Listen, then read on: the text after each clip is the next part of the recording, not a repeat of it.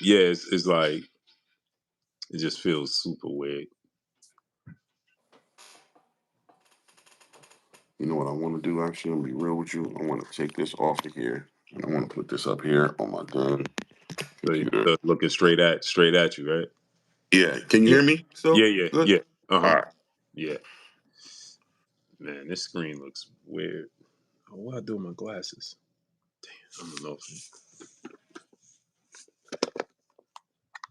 Yeah, but for some reason, my screen want to go to sleep on me. I got to keep touching it to get it to stay on. I don't know why it keeps doing that. There's an easier way for me to get in here. Let me see. Yeah, I let me think get my glasses. it is what it is. We'll make it work. Definitely make it work. It's hard to read the chat and look at it this way.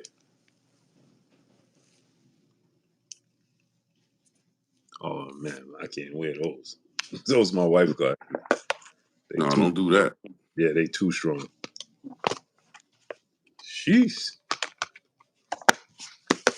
Are we live, by the way? Yeah, Yo, but salute to everybody in the chat, man. Whoever's in the chat, shout out Maya Egypt. Salute Gerald. Salute to the Queen. Shout out to Gerald Freeman in the building. Arizona Scorpions in the building. You know what I mean? the, Didn't the even know way you the guys were sitting there staring at my pretty face, man. yeah the way the chat it looks weird. I can't. Is Yeah, it yeah, three yeah. people in the chat? That's what I see. It's nasty work. They ain't sending out the notifications at all. I think 25 people watching. We got some likes. Hey, Ma, with the hearts. Hey, lady, how you doing? We talking some boxing. Got a whole lot of stuff going on today, right? Yeah, Whole we lot got of a news whole coming lot of out. boxing to talk about. Pardon me, Yeah, people, for man. being late, but the internet crashed in the office and it crashed in my house. So I was trying to get it up and running in the office. That crashed. And then it crashed when I got home. I told Clay, I said, I'm just going to go home. We do it this way. And I got home and it crashed. And my son was having a fit because he worked from home online. Mm-hmm. And his crash. So, he was having a fit. I'm sure he was. Man, nasty work, man. Nasty work. All right, now I can see the chat. Arizona Scorpions, Jarrell Freeman, Maya Egypt, Peace and Blessings Queen, Marcus Priest, Peace Be Free, Vernon Adams. What's up, family? Build. Let's do it, man. Let's do it. What we talking about first? Because there's a couple things. I mean, we got a card obviously to talk about. You want to talk? You said you wanted to talk about Errol, which we could definitely talk about for sure. Where you Yeah, want to for start sure. at, man? Great stuff. Let's get into this Errol Spence situation because Mm-hmm. I feel like he should just go ahead and get with Turki Alalshikh. Keep him active. Turkey will keep him active. Turkey, we see Turkey don't mind doing homecoming fights, right? He don't Mm-hmm. mind putting the money behind you. He'll put the money behind Errol Spence. He knows that Errol Spence sells out in Texas. So Mm-hmm. he ain't got no problem sending Errol Spence to Dallas, right? Mm-hmm. And he gonna keep him active. And he'll invest in him in a roll back to a rematch with Terrence Crawford. No doubt. Listen, man, the solution for a lot of these fighters is Turkey, right? But we gotta. I think we can be honest to say that there's definitely an aura of like tribalism going on with Turkey Alalshikh. People don't want him brought up, right? They look at him like war, like he's coming over here to take over the country, right? Right. But the reality is the opportunities are there with Turkey Alalshikh and Errol Spence right now, for him to say what he said today, or was it yesterday? He dropped it on his what was it on his Twitter or his Instagram? I'm not sure where it was at. On I his think it was Twitter. his Twitter, right? On his Twitter, yeah. X. For him to say that he hasn't heard from people in months, he hasn't heard from nobody in months. It holds weight. It says that, look, bro, you rub somebody the wrong way. Whether parts of me feel like the way he put that fight through with Terrence Crawford kind of rubbed some people the wrong way. The way he forced it through the way he did, and the results weren't what they wanted it to be. Maybe they took a loss, paying out Terrence Crawford all that money, and him not being able to walk away with that victory. Maybe he's being stubborn now. Maybe he's saying he wants the biggest fights, but he's not willing to take the biggest fights for the smallest amounts of money. You know what I mean? And they're trying to convince him to take smaller fights for smaller money, and he's just not here for that, right? He's not interested in that for his career right now. What he wants is the biggest fights. He doesn't want to do tune-ups, but he also wants the pay to match it. And it looks like, even the way they weren't supporting him with the rematch clause he inactivated to fight against Terrence Crawford, not supporting that. It just looks like it might be time for them to go their separate ways. It looks like there's a different idea of what the future of Errol Spence looks like in comparison to what he looks at it as and what the PBC may be looking at it as. And it looks like it has his career on standstill. And the reality is, the longer this man stays outside of the ring, blue blood, the worse it's going to be for him. The harder it's going to be for him to transition back into that killer instinct mode. You know what I mean? He's just getting rusty and dusty on the shelf. So yeah, I agree with you 100%. At this point, Errol, you know what you're dealing with. If they're not giving you what you want, if they're not able to give you something that makes sense for you where you at, then yeah, you might consider, if boxing is still something you want to be active in, you might want to go to the next best option. And Turkey definitely seems to be a legitimate option in that conversation. All facts, because again, you make a great point when you say that, because we know they didn't want to do that Terrence Crawford fight to begin with. They didn't want to do that Terrence Crawford fight, and he forced it, and then he came up short. Right. And I'm pretty sure they feel like you cost us money. You know what I'm saying? And we could have went in this direction. We could have did this. We could have did that. And now they can't. You know what I mean? And I believe that they don't see the value in investing in him anymore for certain fights. You know what I mean? And I don't think they believe in Errol, but I think that there's a bit of loyalty to him. That's why they was trying to make the Fundora fight, but I think they trying to do it on a budget. You know what I'm saying? You know, I think that they don't have.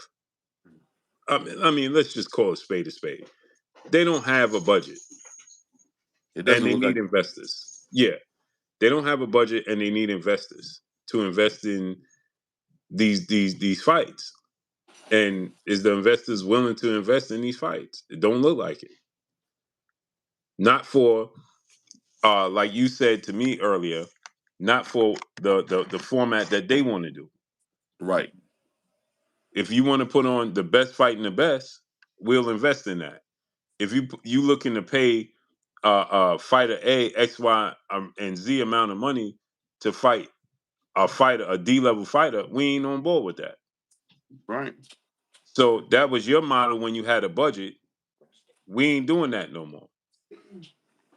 And now I think that the fighters have gotten accustomed to getting a certain amount of money.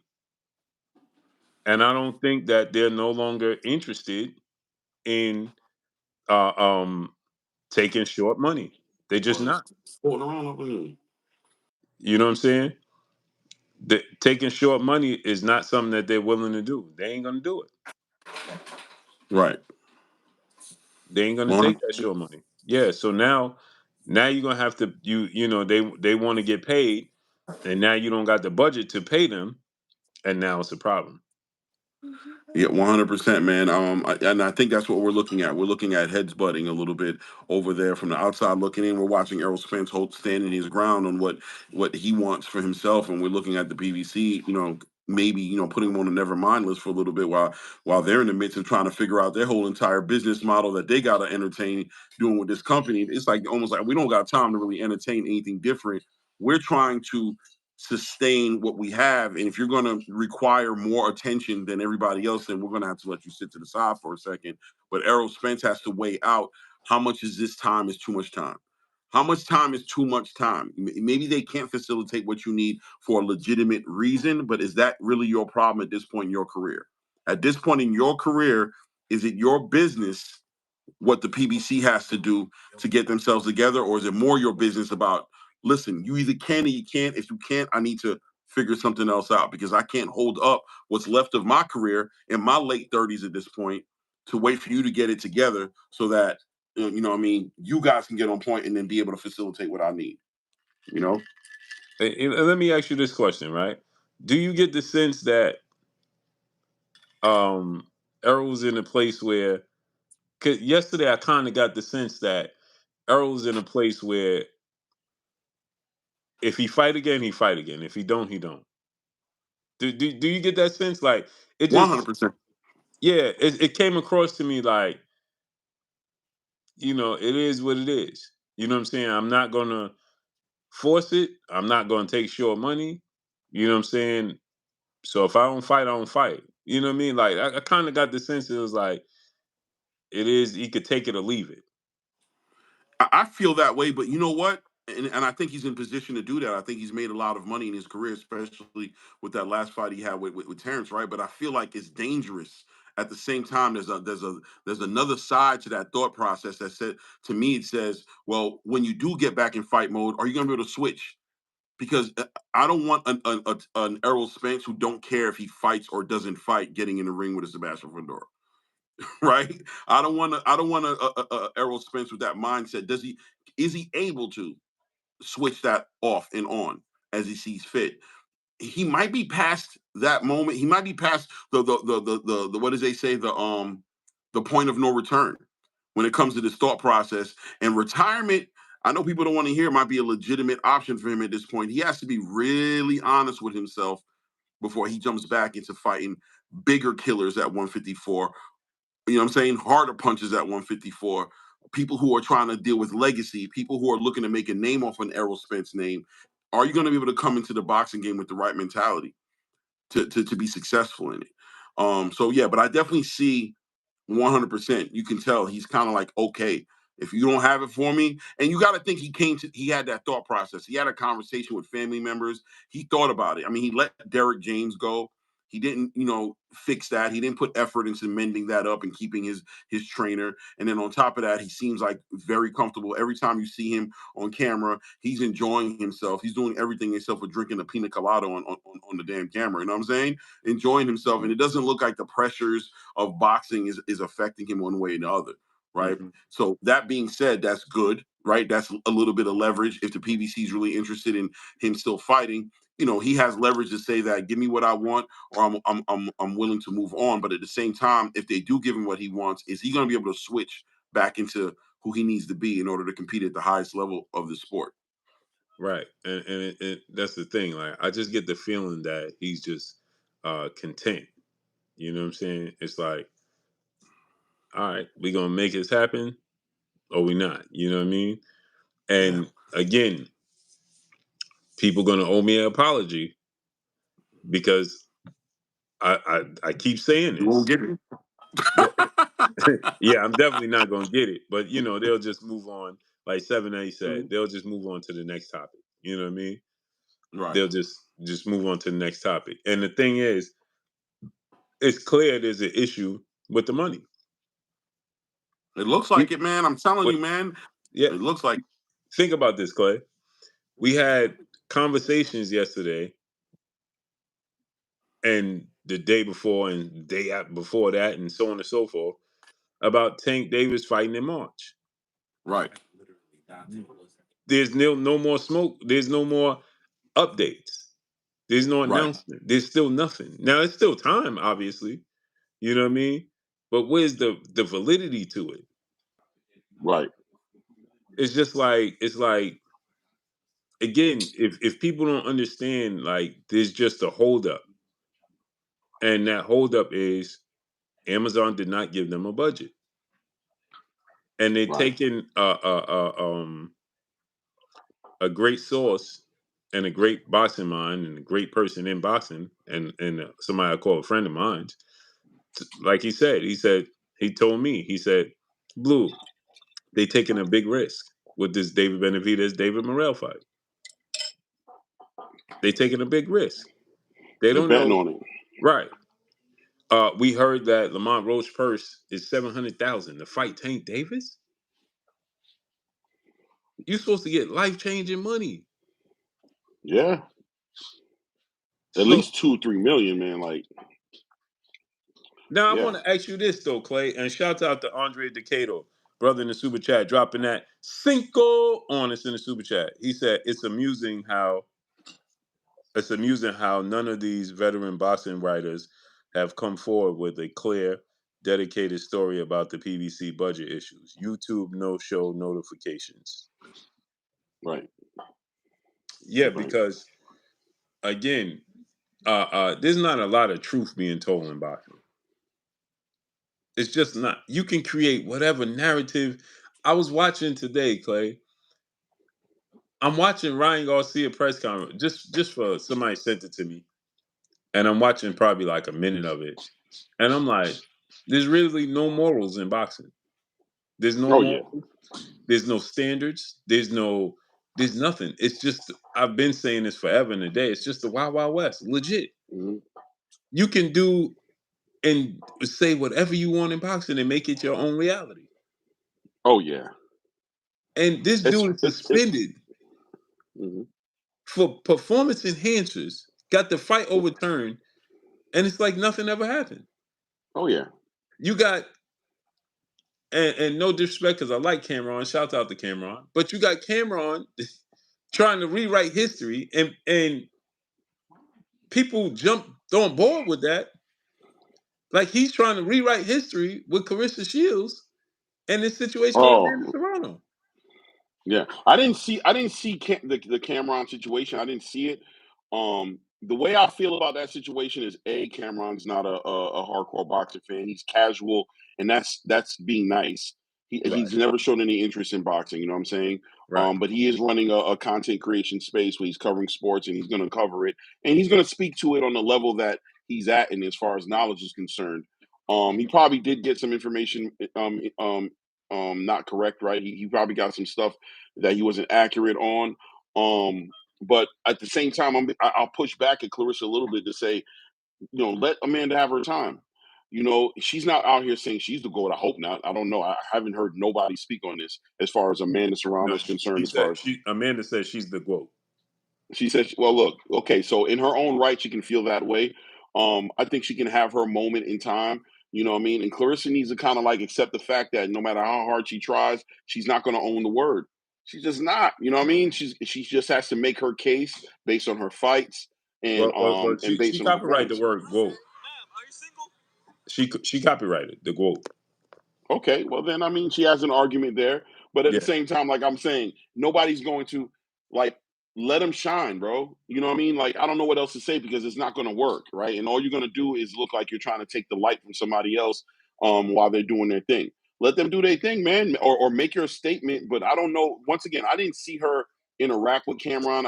I haven't even seen her speak on it. You know what I'm saying? right. But So this is so not the first time Clarissa's had a hard time with that whole quote thing with people using it for other people. yeah, so this is what happened with this, right? Because people get it misconstrued with what actually happened. Okay. So okay, she didn't make it public. Cameron. Oh, So what happened was, remember Cameron did the whole sit down with Mike Tyson and Jake Paul. Then he did a sit right, down with Katie Taylor and Amanda Serrano. right. He said, y'all got the most watched women's boxing match in history. Carissa inboxed him and messaged him and said, that's incorrect. She wasn't being malice or hating. She was just saying, that's incorrect. I have the biggest, most watched women's boxing event, me and Savannah Marshall. Mhm. So he didn't respond. So then she sent him the article that showed that she has the most watched boxing event in women's boxing history. So he said, "Okay, you was right."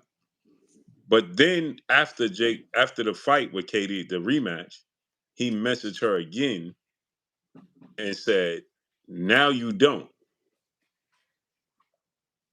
based Mm, off of the Jake Paul numbers. right, So she was like, "Bro, that's Mike Tyson and Jake Paul. That's not their card, right. That's Mike Tyson, Jake Paul's card. right? That's not their card." You know what I'm saying? Amanda Hmm. and Katie got a headliner card, and Right, that will make it them passing me. right. Which she's So, right. I agree with her. right. Right. Okay, so her and Cameron was going back and forth. So she went on her spaces and was blasting Cameron on her spaces. Hmm. She was talking directly to Cameron, Right. right? And Amanda responded to that, making it try to seem like no, I did 60 million views right now. We got the most. We just smashed your numbers. Me and Katie just smashed your numbers with 60 million views, and Mm-hmm. you can't let another women's boxer be in the spotlight, and you got to feel just. And so Carissa's like, "What are you talking about? You first of all, you didn't do 60 million views. Since when Mm-hmm. does the co-main event get the credit for the viewership of the main event?" Right, right. Right? And then from there, it just snowballed. Yeah, it's a competitive space, Blue. Like, right, like Mhm. these females, these boxers, these fighters, they're competitive. You know what I mean? And Amanda's gonna take her victory in any way she can get it. And her victory is that she feels like she was probably the in some people might consider her a legitimate headline in the fact that they didn't respect Jake Paul and Mike Tyson as a fight, right? And that Jake Paul and Mike Tyson were trying to make them the headline of that card, and that Netflix wouldn't do the deal without them, without Jake Paul and Mike Tyson being the headline. But I'll say it like this: even if that event was Amanda Serrano and Katie Taylor as the main event fight on that card, and let's say Jake Paul and Mike Tyson were the co-main event on that card, the views would have still been accredited to Mike Tyson and Jake Paul. You know what I'm saying? Right, Like right, everybody knows. and that's the thing, right? That's the thing I didn't like what Amanda did. You've been in Right, this sport for 1,000 years. You know, you got Mike Tyson on your card. right, He's a polarizing figure. There's right, three dudes in the world: Mike Tyson, Floyd Mayweather, and Muhammad Ali. You put right, their name on the card, you know that 90% of the traction that's on there is because their name is attached to it. Period. right. So I didn't like the fact that she said tried to act like Carissa was being a hater and can't. And yeah, I just did 50 minutes. No, you didn't. Stop it. You had Jake Paul got like 30 million subscribers on his Instagram alone. He got like on YouTube. What he got like 20 million subscribers or something? Yeah, it's a number that's not even. It's like it's crazy. Right. And you put the most polarizing boxer in history. Come on.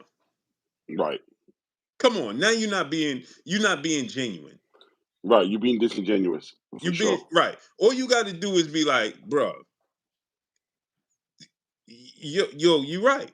When you headline a card with Katie Taylor alone, because remember, Clarissa Shields was supposed to be the first woman to make $1 million, but remember that whole situation where her brother hit the trainer and all that. Right, I remember knocked it. Was it the brother or was it her sister? Like, No, it was it was the a, it brother.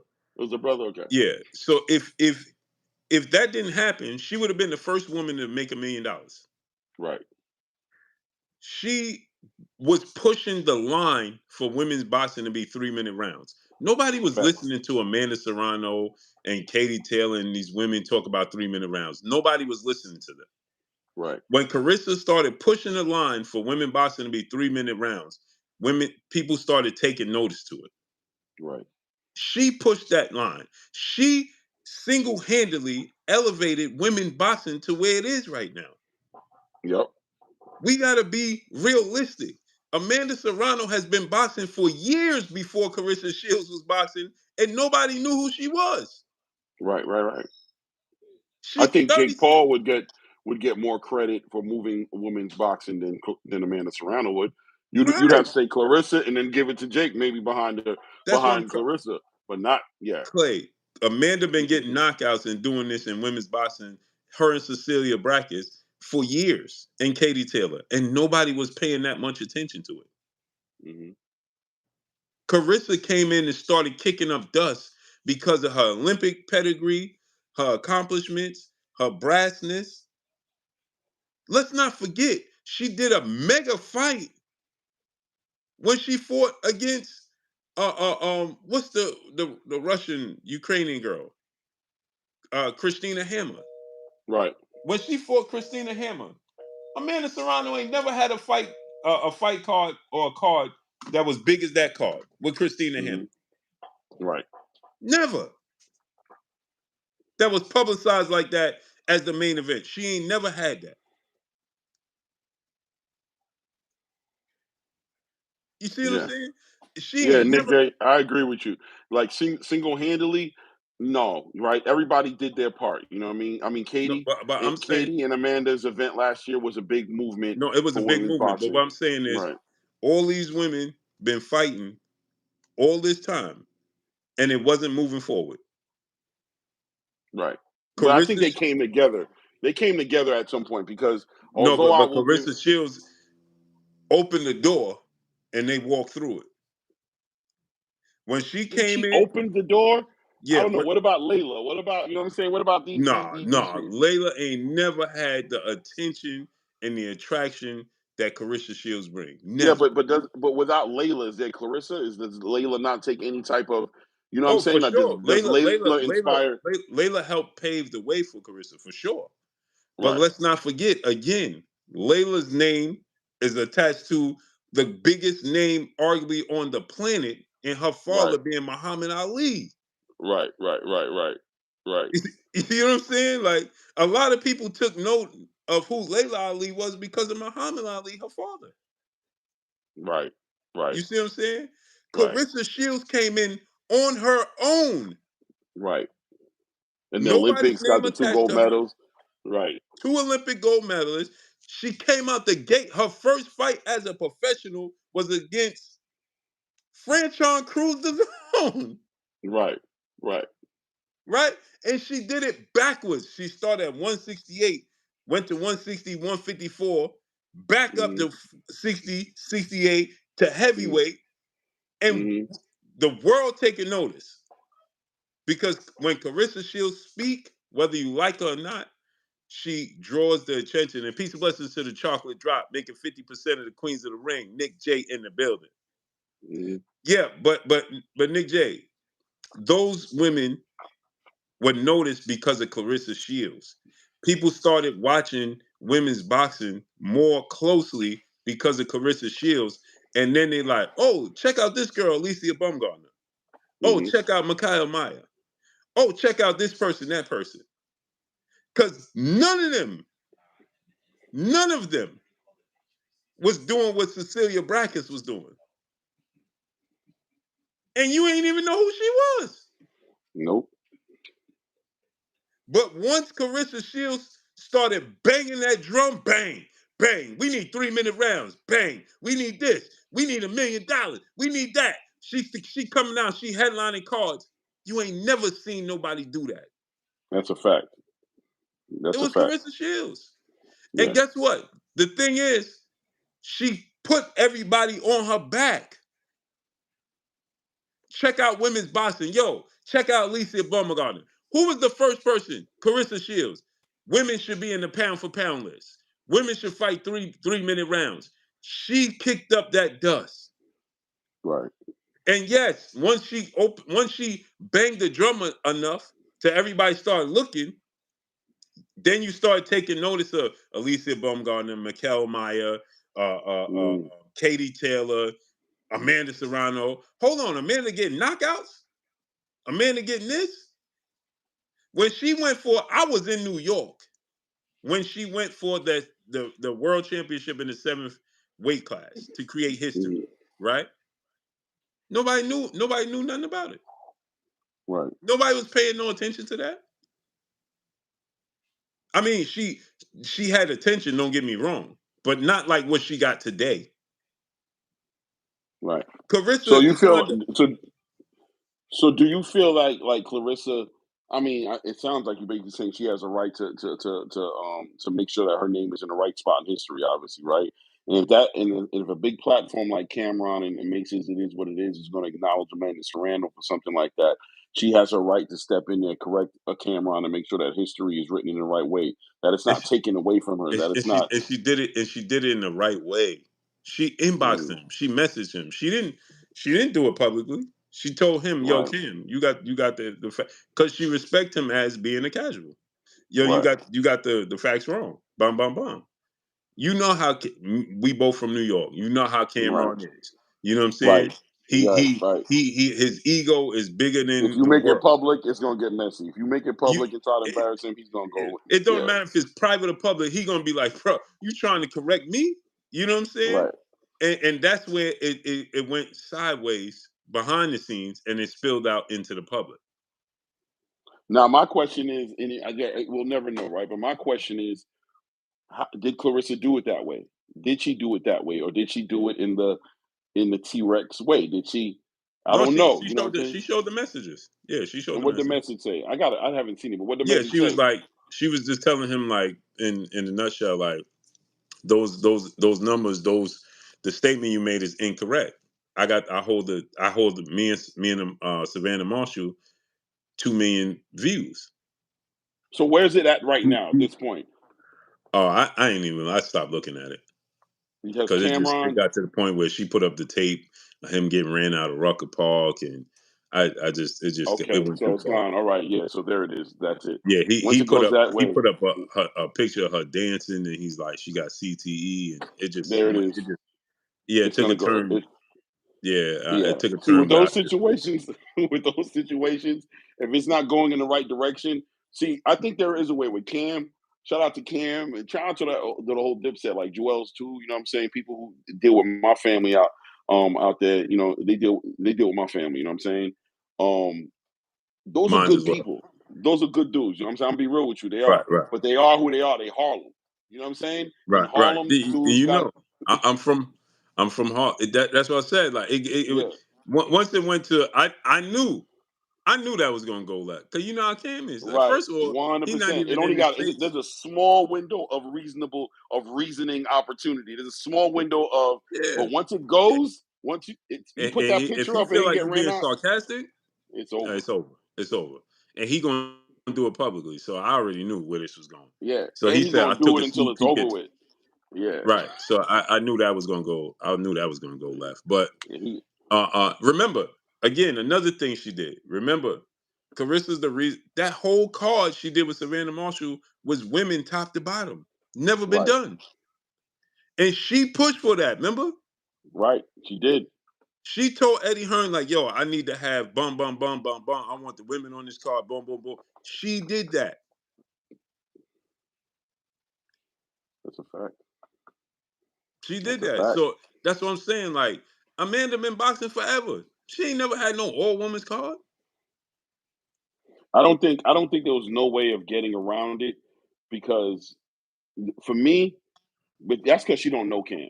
She just know him, but she don't She know him. exactly, You know exactly. what I She mean? knows. And if she would have knew Cam, she would have maybe thought of coming at it another way. I don't know. I'm not here to say what the way would have been, but I am going to say that you're dealing with that kind of energy.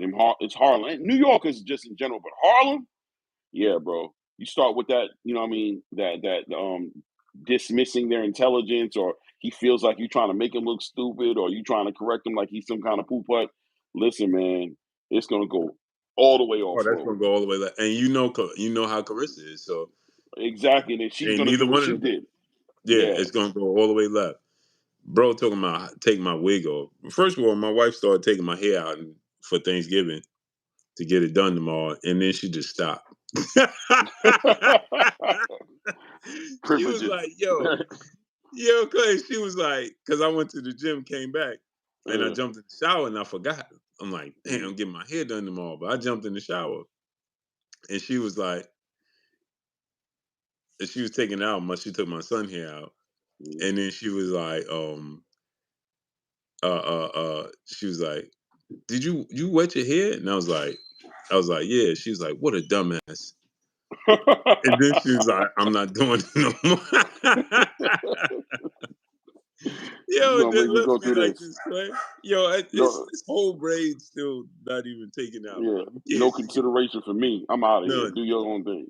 Yo, she just straight just was like, what a. I was like, really? Really? Right, Pip? And let me show you my son here. Take it. Yeah. They really gonna hate they see his hair. His hair down his back.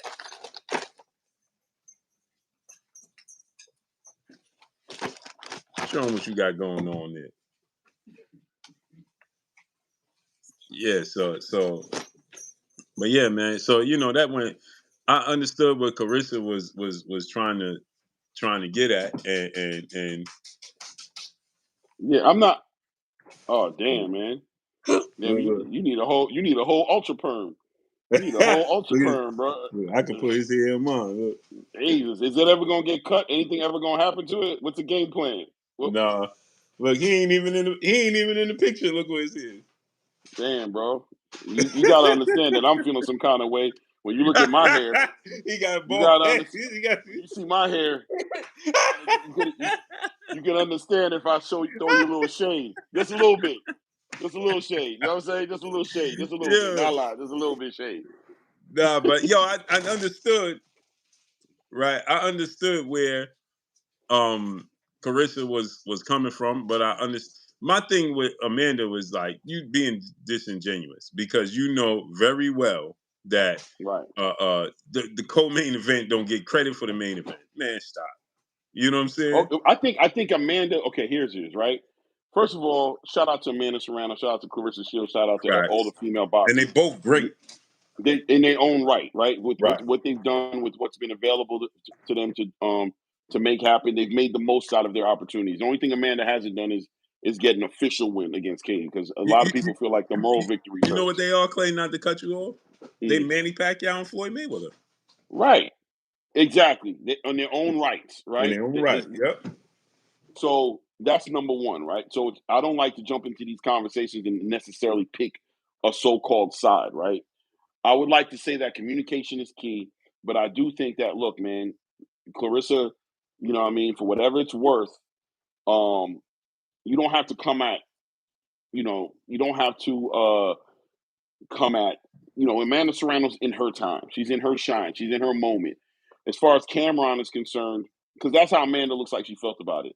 Like, damn, you can't even watch it. You can't even watch it. I was going to say a bitch, but you can't even watch a girl shine right quick. You got to jump in there and take away my shine. It's my moment right now. They're interviewing me. Everybody's checking for me. Everybody's celebrating me. Everybody's seeing the accomplishments that I did. I got all these headbutts. I stayed in the fight. I fought for the whole 10 rounds. Most people thought I won the fight, et cetera, et cetera, et cetera. And they're celebrating me. And here you are coming to humble me, humble the guy who's celebrating me, humble the whole boxing space, and don't give her that many props. I'm actually the one.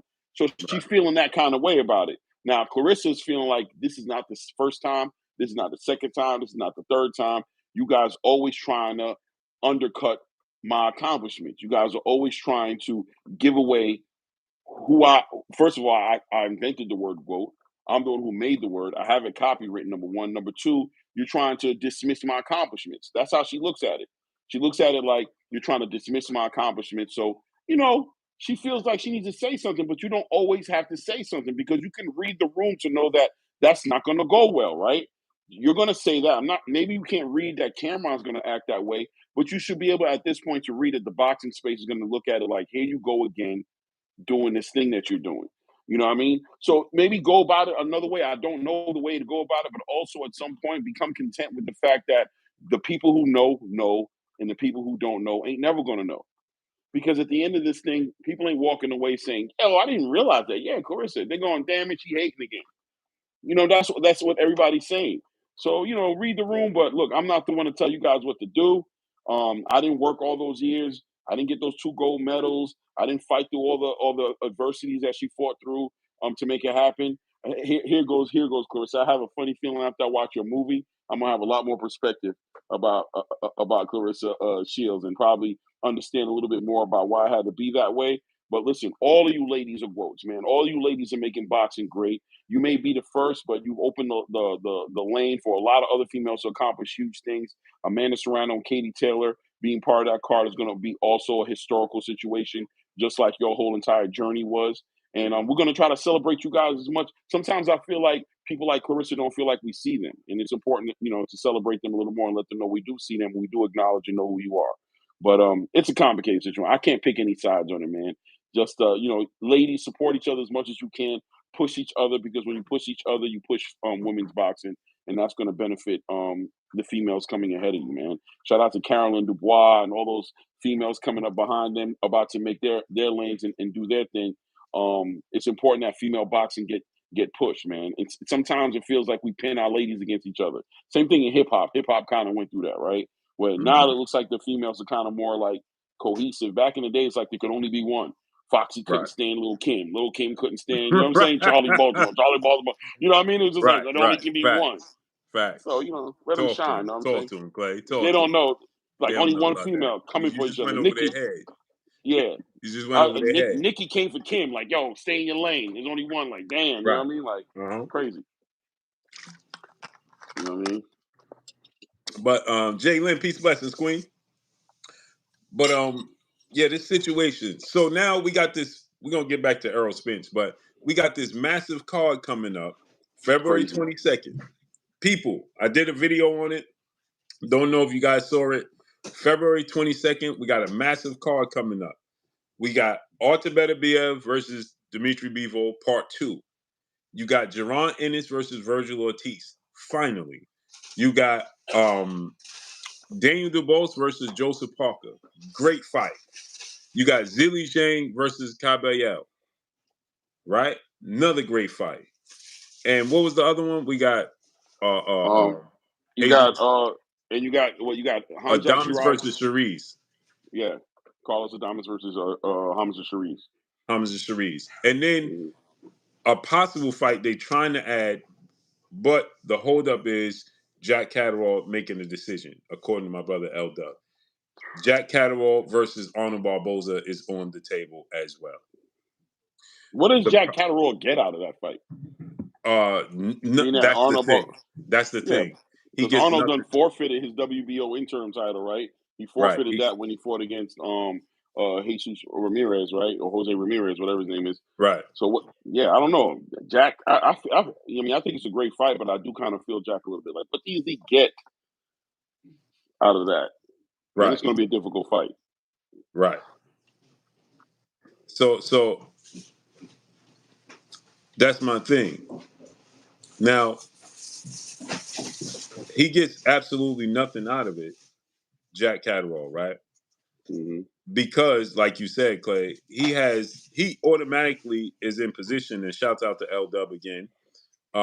He's automatically in position to fight the winner of Richardson Hitchens versus Liam Paro. Right. So why risk it when I'm automatically about to get a title shot? Right. You know what I'm saying? So it don't make sense for him to risk it if he automatically go and get this title shot. You know what I mean? You're gonna put that at risk for what? Yeah, that's all benefit for Arnold Barboza. That's giving him an opportunity to get into a lane he tricked himself out of, in my opinion, because when he forfeited that WBO title just to get a little bit more money, that's why he did it. He forfeited the interim title because he was in that mandatory position to fight Teofimo for so long. He said, all I'm doing is paying these sanctioning fees. You know what I mean? And you guys aren't even honoring the mandatory. You're not even forcing this guy to defend his title against me. But, I'm going to take the bigger cut for the paycheck. I'm going to drop this belt, hold that 3% in my pocket. But that 3% cost him his spot in the WBO ranking system. And ultimately, the best thing that looks like that Golden Boy could do for him was give an opportunity to fight Jack Catterall for his spot. But from Jack Catterall's point of view, it's like, yeah, that's my spot, though. Why would I even risk losing that spot that I worked my ass off to give Arnold Barboza an opportunity that he tricked his own damn self out of trying to get more money? Right. Now, if Jack Catterall take the Arnold Barboza fight and beat Arnold Barboza, Ray Davis, what's up, family? Salute to everybody, man. Ray. This whole setup is a little weird for me. I can't really see the chat very well. It's like strolling into my screen. It is. It's like fading into my screen. I don't know what that's about. You gotta scroll it down to catch it.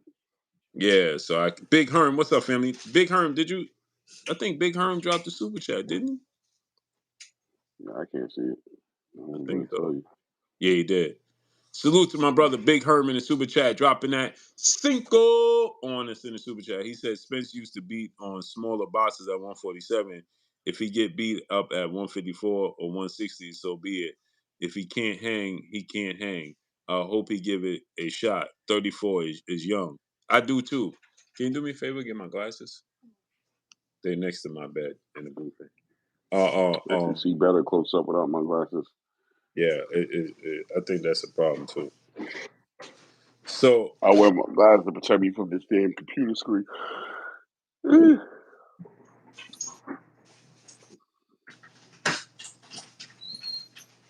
So that's the thing. Like, I do hope that Errol gives it a chance. I do hope he gives it a shot. I do hope he goes for it. You know what I mean? Because he is still young. He Again, somebody said something, right, Clay? And I want to ask you your. I'm glad this came up. I want to ask you your opinion on this. Somebody said to me, Errol Spence. In other words, like, he just got beat up. He got dominated. It's over. Whatever. He's done. He's washed. And I said, I think Errol Spence just lost to a great fighter in Terrence Crawford. 100%. Right? It's not so much of Errol Spence being washed and exposed, but he lost to a great fighter in Terrence Crawford. Mm-hmm. You know what I'm saying? And so I'm not discrediting him for losing to Terrence Crawford, because Terrence Crawford is special. Right. It's not so much of Errol Spence. It's more so of Terrence Crawford being special. And we got to credit Terrence Crawford for being special. DOG 215, man, where you been at, fam? No love for your boy Blue. What you think about that, though, Clay? No, I don't think Errol Spence is broken from that at all, man. I don't think he's broken from that at all. I think he's okay with what happened. I think he dared to be great. He knows he could have been better. He knows that he probably stayed at 147 a little too long. He understands that there was a lot of outside factors that went into that fight. It's not only that Terrence Crawford was better than him that night. It was also him being not in the best condition, in the best spot to be the best version of himself that night.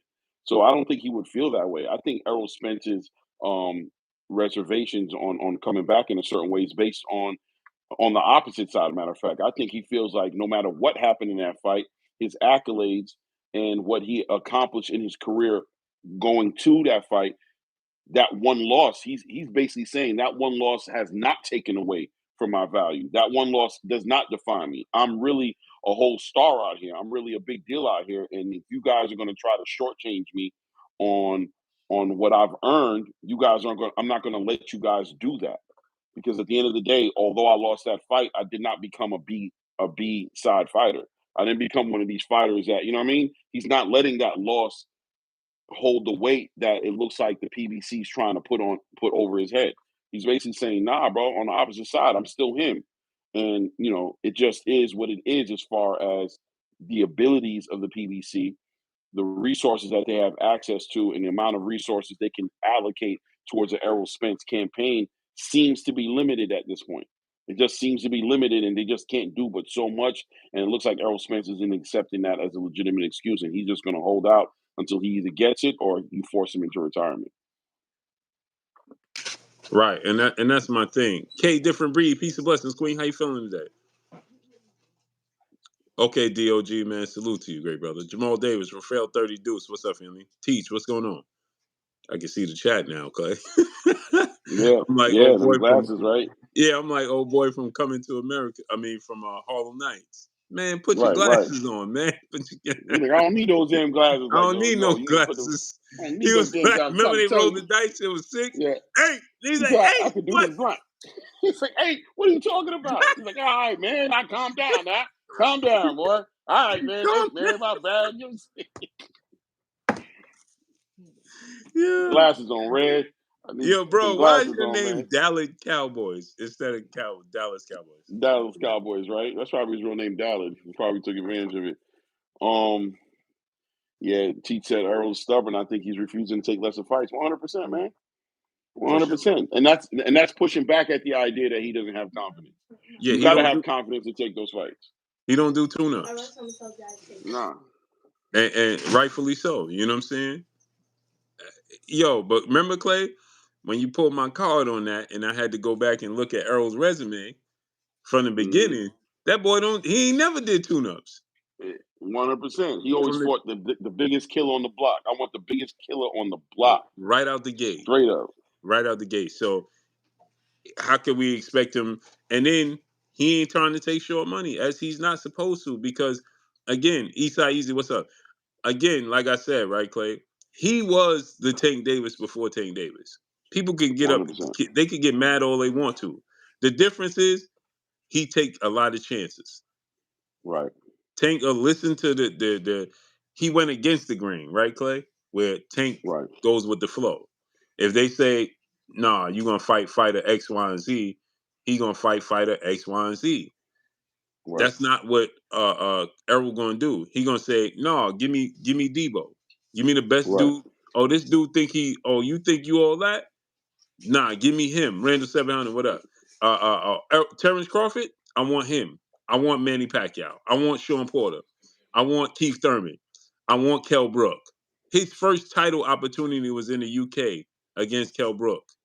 His Mm-hmm. first title opportunity was in the UK. He ain't never Mm-hmm. took tune-ups. He came back from the eye injury, the bad car accident, and fought Danny Garcia. How you fight Danny Garcia as a measuring stick after having that type of car accident, that type of surgery, and not even knowing if you could walk again? And your first Yeah. fight back is Danny Garcia? Insane. Insane. So, again, and people forget the numbers. And I say this all the time. Without Ryan Garcia, his lowest pay-per-view is bigger than Tank's highest pay-per-view. Mm-hmm. If you remove Ryan Garcia from the equation, Mm-hmm. Errol Spence's lowest pay-per-view is bigger than Tank Davis's biggest pay-per-view without Ryan Garcia. Right. And that's with your Danish Ugas. That did, like they said, it did reportedly like 305,000. Right. Tank's biggest pay-per-view without Ryan Garcia is 250,000 with Rolly. Right. So his lowest pay-per-view is Tank's highest pay-per-view. Is bigger than Tank's highest pay-per-view Outside of Ryan, right? outside of Ryan Garcia. Which we got Yeah. to look at as what, Clay? An anomaly, right? Because without Ryan Garcia, he's yet to surpass 250,000 pay-per-views. Right. So Yeah. he's He's owed consistent. his respect. Yeah. He's consistent, Yeah. and he doesn't feel like he needs to prove himself at that point, as far as that's concerned. As far as the PBC questioning his sellability or his ability to headline big shows, he probably feels like I'm not doing nothing to prove nothing to you guys. I've already done it. I was him before. Who you think is him was him. Mm-hmm. So you guys just gonna break bread with the kid, or we're gonna have this standoff right here, and it Right. might end up with me being somewhere else if you guys And, don't and, figure out and, soon. and he been loyal from the very beginning. Right. He ain't start moonlighting, right, Clay? He ain't start Mm-hmm. peeking in other people's backyard. He stayed steadfast on and with the PBC. Even Tank too as well. Tank has always stayed loyal, man. You gotta give Yeah, them what they want. Tank as well. But Tank even mentioned possibilities that he might leave. Errol ain't never did that. Exactly. He rather just stay quiet and not say nothing. You know what I'm saying? Rain Sway, what's up? Travion Two Trail, what's up? He ain't never did that. Wubino 40 said, "Don't nobody buy pay-per-view. Everyone got Fire Stick. Stop it." You're not very bright, because if that's the case, then how did he do 1.2 million pay-per-views with Ryan Garcia? Not so smart, guy. Nice try, but clearly people bought the pay-per-views because he did 1.2 million pay-per-views with Ryan Garcia, and Earl and Terrence Crawford did 750,000 pay-per-views. So clearly, Mm. and Canelo just did. What did Canelo and Belinga do? Didn't they do like I think over 500? over Yeah, 500. right. So are they? Tracy Johnson, what's up, family? You never know what the numbers really are because they don't like to share. Right. So numbers. are we privy to the actual numbers? No. Is it what Floyd Mayweather was doing? No. But this is more realistic numbers with the piracy today's time. 100%. The amount of piracy and the fire sticks, that's consistent. Don't act like don't mention that, oh, people don't buy pay-per-views. They fire stick. They was fire sticking and stealing the fights when Errol fought Mikey Garcia and Danny Garcia. He just did that in 2021. Not so smart, guy. Mm. Stop acting like Errol Spence did that 10 years ago. He just fought Ugas in what, 2022? Yeah, 2020. Yeah, the year Yeah, before true. he Yep. fought Terrence Crawford. Right. So what are you talking about? Tracy Johnson, salute to your family. That's Demetrius Andre, brother. Oh, word? Yeah, he said my brother might fight Caleb Plant. Oh, that's nice. That's interesting. But you see, that's a fight that when I hear about a fight like that, I can't help but think about Jamal and like, what's going on with Jamal? Like, why wouldn't he be fighting Caleb Plant? I don't know. You got slapped. I don't know. Demetrius Andre, right? Yeah, no. Why wouldn't? Yeah, I know. Why wouldn't? No. Either Why one of wouldn't them. Jamal? Why Either one wouldn't of them. Jamal be fighting Caleb Plant Or Andre. Either one of them. or fighting Andre? Right. Yeah.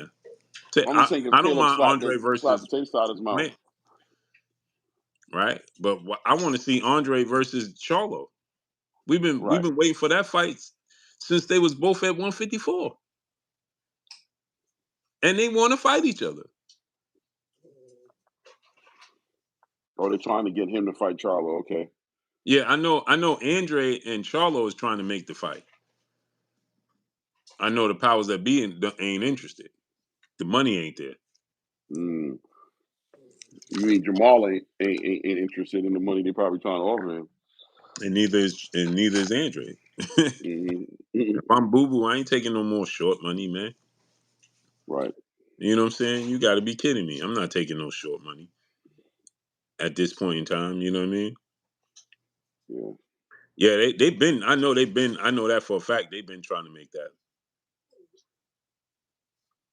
He said, "Truth hurts." That was Jamel, Charlo, and Andre, not Jamal. No, that was all. That was all. That was all three of them. They all was at 154 together. The fight that was already signed was Jamel and Andre, but they all been fighting at 154, and we was talking about Andre fighting either Jamel or Jamal. We didn't care which one it was. They was all at 154 together. The fight that was agreed upon was Andre versus Jamel Charlo, but we wanted to see him and Jamal. Didn't matter. They all was at 154 together. Jamal and Andre was at 160 together. So no, we wanted to see them fight. It didn't matter who we saw fight first. That just was the fight that was on the table first. Right. Period. We didn't care either which way it went. But Clay, that card, man, what you think about that card? Hannibal, what's That's up? going to be an epic card. It's going to be that's going to be hard to match the energy of next year. Turkey just, I expected, I'm looking forward to see what Turkey does next year. If he can even outdo what he did this year. And I can tell you, starting the year off with a card like that, man, bro. I mean, we can go down the list. It's just banger after banger after banger, bro. And it's all over the place. You got Virgil Ortiz and Duran Ennis at 154, which I want to speak about a little later because we'll talk about. I don't want to segue too much out of it. It's Duran Ennis Virgil Ortiz fight is a fight that I think holds a lot of weight in a lot of different ways because Duran Ennis looks like for the first time I'm starting to feel like he can unify 147. And now he's going to 154. It's kind of like almost like bittersweet, right? Because I've been asking for Duran to go to 154 for so long, but finally I hear, based Karen, a lot of people are getting confident right now wanting to fight him. So it seems like he finally can unify the division, and now he's going to leave. Now, if he leaves and he comes back, I don't know how I feel about that. Really into fighters fluctuating in weight classes like that, like going up and then coming down. I don't know. We can talk about that, but that's a great fight regardless, however you want to look at it. Obviously, Better Beef and Bivol is going to be a great fight. A fight that was that close, everybody's going to want to see it again to see if Bivol can make the adjustments and walk away with that win. A lot of people thought he did win that fight, and obviously Better Beef should be on healthier legs, right? Him coming off of surgery and all those things. We could also make excuses for Better Beef and say his mobility was a little restricted and his ability to kind of cut that ring off properly and put Bivol in those positions that a lot of people thought he was going to be able to do, that he might be able to do it in this fight. So that's a huge fight.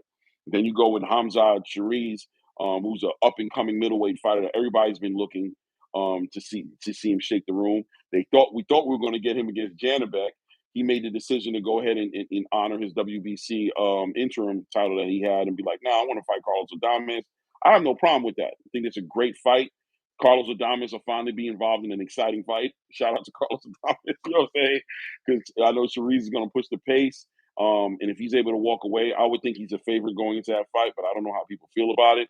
But if he's able to pull up that WBC title, you can see, in my opinion, the middleweight division can catapult off of that. We can see some big unification fights happening involving Arizlandi and Janabek, right? Big fights in that division. So that's a very significant fight right there in the division that's kind of boring right now and kind of been laying flat ever since Jamal Charlo walked away from it, right? And then what else do we have on that card? We got, before Jamal Charlo. it kind of was, yeah, exactly. But it seemed like it died when Jamal got inactive to the point where they just let him have the belts for like 2.5 years. They even pushed back at him having those damn belts. You know what I'm saying? So, and then who else we got on there? We got Better Beef, we got Duran, we got Hamza Shiraz. Joseph Parker. Oh my God. You know what I mean? Heavyweight, in the heavyweight division, I expect to make a big comeback. I mean, they're already making the comeback. It's already happening. But I'm It's there. expecting a It's lot of already bigger there. fights. It's Yeah, already there. bro. Mm-hmm. They're doing great things over there. Ajit Kabayel on that card as well against Zhilei Zhang, if I'm correct, right? Yes. So it's very significant heavyweight division fights right there. Ajit Kabayel, up and coming. I know a lot of people in America probably aren't familiar with him like they should be. If you've been paying attention to the Turkey cards, you've been seeing this dude go through Frank Sanchez, go through the Russian Mike Tyson. You know what I mean? He's been showing the world who he is, and we've been waiting for him to get that fight, that opportunity. And this is a big fight for him. You know what I mean? Him getting a fight against Zhilei Zhang puts him in title contention, and he's one of those fighters. I think he's going to beat Zhilei. I'm gonna be real with you. I think he gets Zhilei Zhang, but Zhilei Zhang being the one punch, the Chinese George Foreman, we can expect great things from him as well. The card is epic, man. Daniel Dubois against Joseph Parker, Love a that smart fight. fighter, Love that beautiful fight. fight, bro, beautiful. Love that fight. It's significant fights in the heavyweight division, significant fights in the middleweight division. That's another thing. All these fights are huge additions to the division, right? Even with the Virgil Ortiz and Jerron Boots Ennis, it's just going to put another big player in that 154 division. Whoever wins this fight is going to be the up and coming next guy in that division. And I believe Virgil Ortiz is holding that interim WBC title, right? Mm-hmm. So you got to think that title is going to be on the line. Jerron Boots Ennis gets an opportunity to pick up an interim title that puts him right into the fight with a Sebastian Fundora next, or whoever wins between Sebastian Fundora and Errol Spence. If that's still what the narrative is that's being pushed, right? So it gives him an interim title, puts him right into title contention, puts him right into unifications, puts him right there with Terrence, puts him right there with Errol, puts him right there, right in those conversations. If he's able to walk away with a victor for Virgil, and vice versa for Virgil as well. Mm-hmm. Man, yeah, the card is just a card that so many questions to get answered in that card. I'm excited already just thinking about it. So many things are going to change at the end, on the backside of that card. And Clay, the best part about it is that's just the top 5. They talking about adding Jack Catterall and Barboza and Arnold Barboza, right? Yeah, you know what I'm saying. So let's say that doesn't happen. What else Mm-hmm. could they add to it? I mean, I'm shocked that. I mean, I know Shakur was what everybody was expecting on there. Maybe what else could they add to that card to make that card epic? They was talking about Devin Haney versus Oscar Duarte. That would be a good fight to be on that card for sure. For sure. You know what fight I want to see? I want to see Nick Ball unify. I would like to see him unify. I would like that. Maybe Angelo Leo or you know what I'm saying? Yeah, like Angelo Leo or I'm thinking big right now. I would like that. That would right? Yeah. I would like that. Now let me ask you this question though, right, Clay? Mm. With that said, what's the main event on down in order? Well, back in the day, heavyweights used to run it, right? You used to always put the heavyweights at the top of the card, right? But you got Better Beef and Bivol too, which to me, I just got to give it to them. I think, you know what I mean? I think it's, is it still an undisputed? I don't think they stripped him. I don't think so. Yeah, I think it's still for undisputed. Yeah. Oh yeah. No, they didn't strip him. Remember, they said if he couldn't agree to a rematch with Vol, they wouldn't strip him.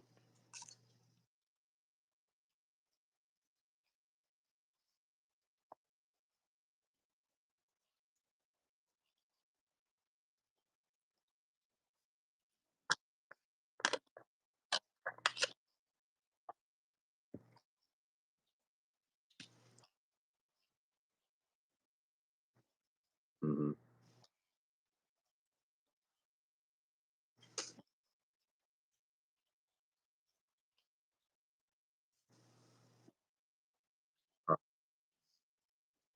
No, and Zhang. Yeah. Yeah. Yeah. Yeah.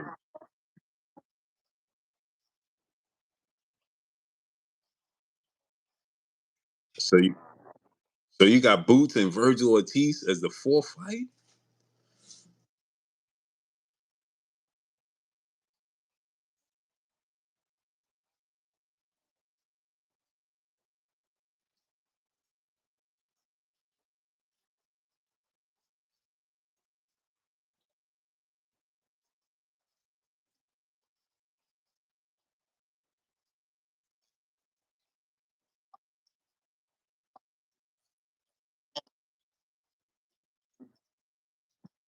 Fought on the card what 4 times? They both fought on the card so many times. They have a relationship. You can't hear him.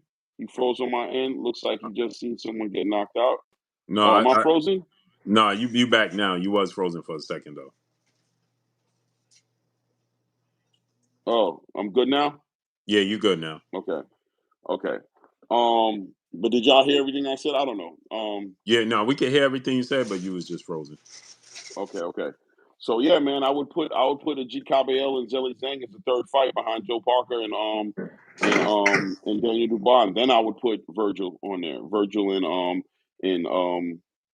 and Jerome Butanis, and then I would go ahead and put and and Carlos Adames as the opening fight on that card.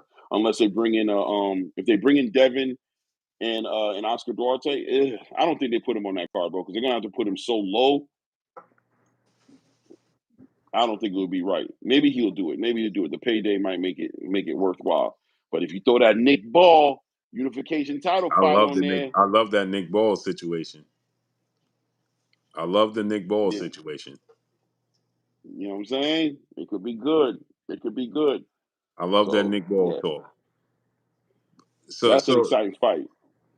yeah, man, that's an interesting card. That's the only problem you have when you make cards this big is that it's Hmm. like where you put them. You know what I'm saying? Where could you put them? Oh, he said no. Oh, so y'all didn't hear me. Y'all didn't hear me. Okay. Y'all couldn't hear him? I can hear you clear. All right. So if y'all hear me, I'm gonna run through it right fast, real quick. It's very simple. It's better be. The question was, how would I line the card up? I lined the card up with better be Bivol as the main event. Excuse me, Dubois and Parker for the co-main event. Ajit Kabayel and Zeli Zhang as the third fight on the card. I said Virgil Ortiz and Jerome Boots Ennis as the fourth fight, or the second fight, if you want to look at it that way. And then I'd probably go into the Hamza Shiraz and Carlos Adames opening it up. So let me ask you this: based off of those, who you want to go first, or you want me to go first in those For fights? what? Early picks. Who you got? Uh, I'm gonna go better Beav this time, man. I think Bivol did what Bivol can do, and I think Artur Beterbiev is the only person I saw in that fight that felt like he didn't get to do what he could do. I felt like he had the most ailments. I'm gonna say that he makes the adjustments. Round 13, and round 13 is gonna be Beterbiev picking up where he left off at, and Bivol's either gonna get more on the foot and running around, or he's gonna engage more and end up getting stopped. So I'm gonna go with Better Biev on that fight. As far as the second fight on there with Joshua, I mean with Andy, I keep saying Joshua, with Daniel Dubois and and Joe Parker, I'm going with Daniel, man. I think Joseph Parker has the ability to move around. He Hey, has some good. I got to stop you, Clay. I got to stop you Okay. real quick. Some Okay. interesting news just popped up. Okay. Oscar De La Hoya says Ryan Garcia fighting Anpo. That's not happening. It's not? Yo, Oscar just said, ain't nobody went through us and nobody told us. So we have the organization. This event has acknowledged as such as have agreed in writing that our sign off is needed for this event to occur. As no such sign off has been given as of today, this event is not happening with Ryan Garcia. That's funny because Ryan Garcia I watched the press conference and he shouted out Golden Boy, saying he wanted to thank them for allowing the fight to happen. Hey man, look, I don't care. I don't think Ryan should be fighting any damn way. I think he's Right. supposed to be suspended, bro. You know what I'm saying? He's not supposed to be fighting, so I'm okay with that. Get him, Oscar. Check his ass. Nah, not without me. Get him, bro. Get him off that damn platform. Snatch him off by his ear. Snatch him off by his ear. Get your ass off this damn stage. Oscar's like, yo, you ain't doing nothing if I ain't getting nothing. Period, bro. Man, y'all tweaking. I hope this don't build no animosity between Oscar and Ryan, man. Oh, it was already animosity. But they look like they were trying to bring it back a little bit, you know what I mean? Right. Like they were trying to get back on the same page. This ain't gonna help that conversation. This is gonna be an awkward one right here. This is gonna be an awkward conversation, brother. Straight up. Yo, Oscar wasn't having none one. of it. Yo, Oscar said, nah, not on my watch. He said, I don't know what y'all was doing at that press conference. That was adorable, but get your ass back to the States. Right. Get your ass back there, Yo, bro had a whole press conference for something that's not even signed off on is nasty work. Crazy. Bro, Clay, only in boxing can you do these types of things. Only in boxing can Ryan Garcia be overseas getting into a big pay-per-view fight while he's suspended for using PEDs. How about that?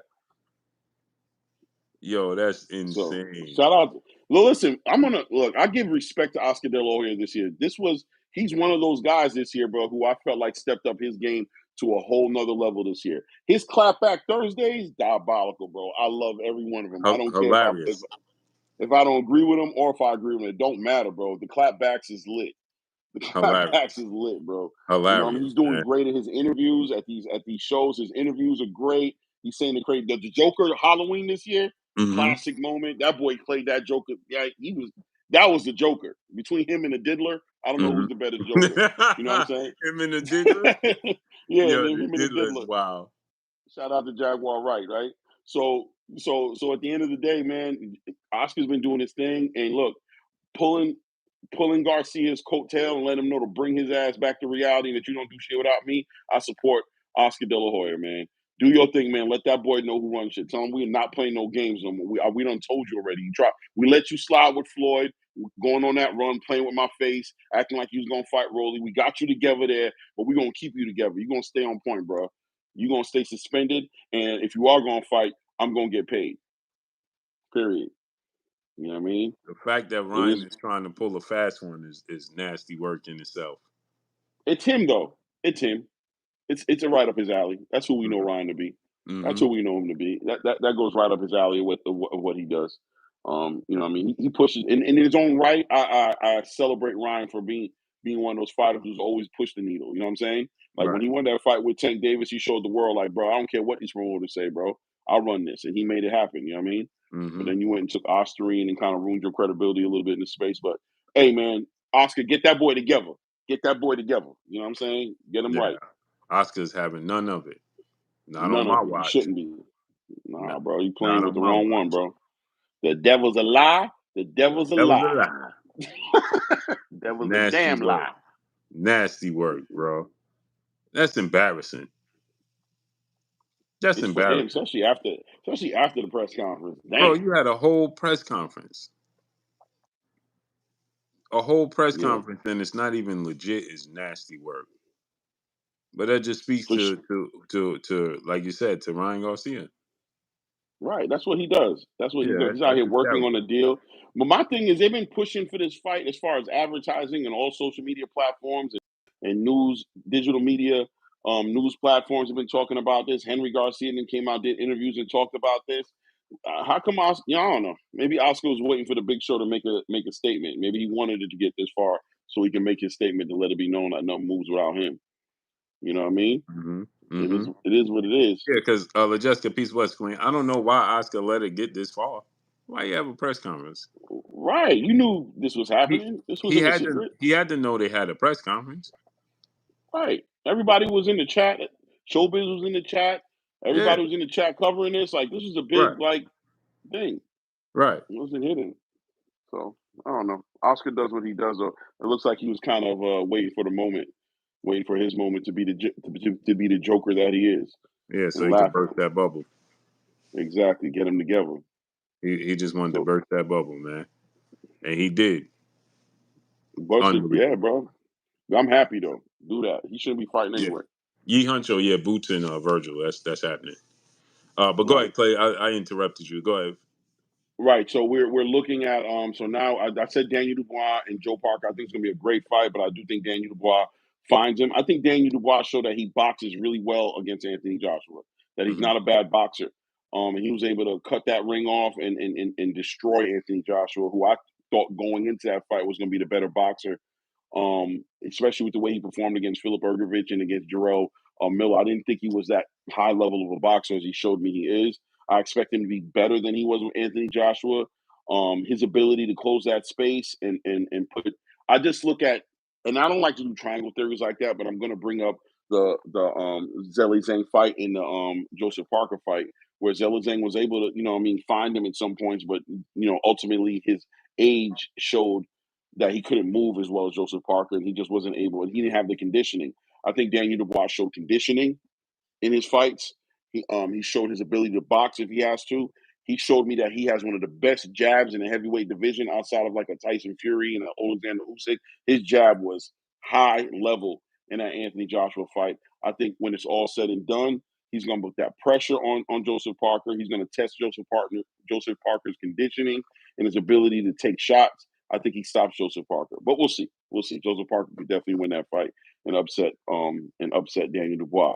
As far as the Ajit Kabayel and the Zhilei Zhang fight, I think Ajit Kabayel wins that fight. I think he exposes Zhilei Zhang's age.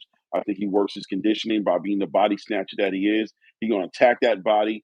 Zhilei Zhang already has a iffy gas tank. He's already shown that he doesn't do well in the full 12 rounds. I think you combine that with the pace that Ajit Kabayel is going to put on him and the body attack he's going to put on him. I think he stops him with a body punch. I think he stops Zhilei Zhang, you know what I'm saying? Or just beats him really bad. But then again, Zhilei Zhang coming with that Chinese George Foreman energy can do something crazy and stop him, you know what I mean? It is what it is. As far as Virgil and Jerron Boots Ennis, I think that's gonna be the most competitive fight on that card. I think Jerron is gonna show discipline. He's gonna show his ability to box. I think he's going to I have Jerron Boots Ennis winning that fight, first of all. I think Virgil Ortiz showed that boxing is something that he doesn't do as much as fighting when he fought Sergey Bohachuk. Mm-hmm. Is he going to improve that much? Is Robert Garcia going to be able to improve him that much from that last fight to this fight to the point to where he can outbox a Jerron Boots Ennis, who I think is a great boxer, even though people are trying to act like all of a sudden this dude can't box? No, I don't think it is. I think Jerron wins those exchanges. I think Jerron reads him, adjusts. I think I can see Jerron adjusting in that fight where Virgil is kind of limited to that adjustment. It seems like he responds by getting into fire shootouts, and I don't think shootouts with Jerron Boots Ennis is what he should be doing. I don't know. I'm hearing words that people are favoring Virgil Ortiz over Jerron Boots Ennis. I don't even understand. But I'm saying this. I called you earlier today when you made that video to tell you pull that video down, bro, because you're going to mess around and have those dudes in Vegas fix the odds, bro. That's a money maker right there, bro. You know what I'm saying? You need to pull that down, bro. What are you talking about, bro? You guys keep thinking. I'm telling you, that's a money maker right there. I don't know what they talking about. But if that's what y'all want to do in Vegas, let me find out y'all giving my boy Boots a plus 500, 400. I'm going to stay quiet, put my money to the side, dog. What you think about that? What did mom say? For the old and the new. What you think about the boxing scene having that that article saying next to nobody's giving Boots a chance to win this fight against Virgil. I thought that was nasty work. Super casual.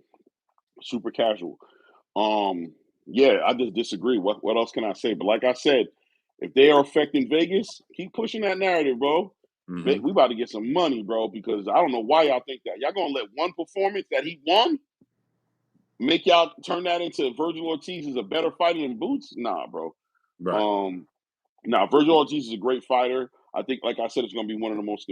It's gonna be the best. I don't even know how competitive it's gonna be, as much as it's gonna be the best fight on the card. I think Right. it's gonna be a great fight. I might want to change that out. Competitive, I don't know that to be necessarily true, because Jerron Boots Ennis could literally run this kid over. He could do him. What you saw happen with Bakram and Tim Tszyu can definitely happen with Jerron Boots Ennis and Virgil Ortiz, because Virgil got hit in that fight with Sergey Bohachuk. And if he in Jerron, but we also got to see Jerron Ennis's power translates into 154, what that looks like.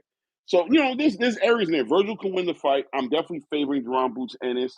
I think he's the more disciplined, skillful, slick boxer than Virgil Ortiz is. I haven't seen Virgil have to deal with that type of slickness combined with power.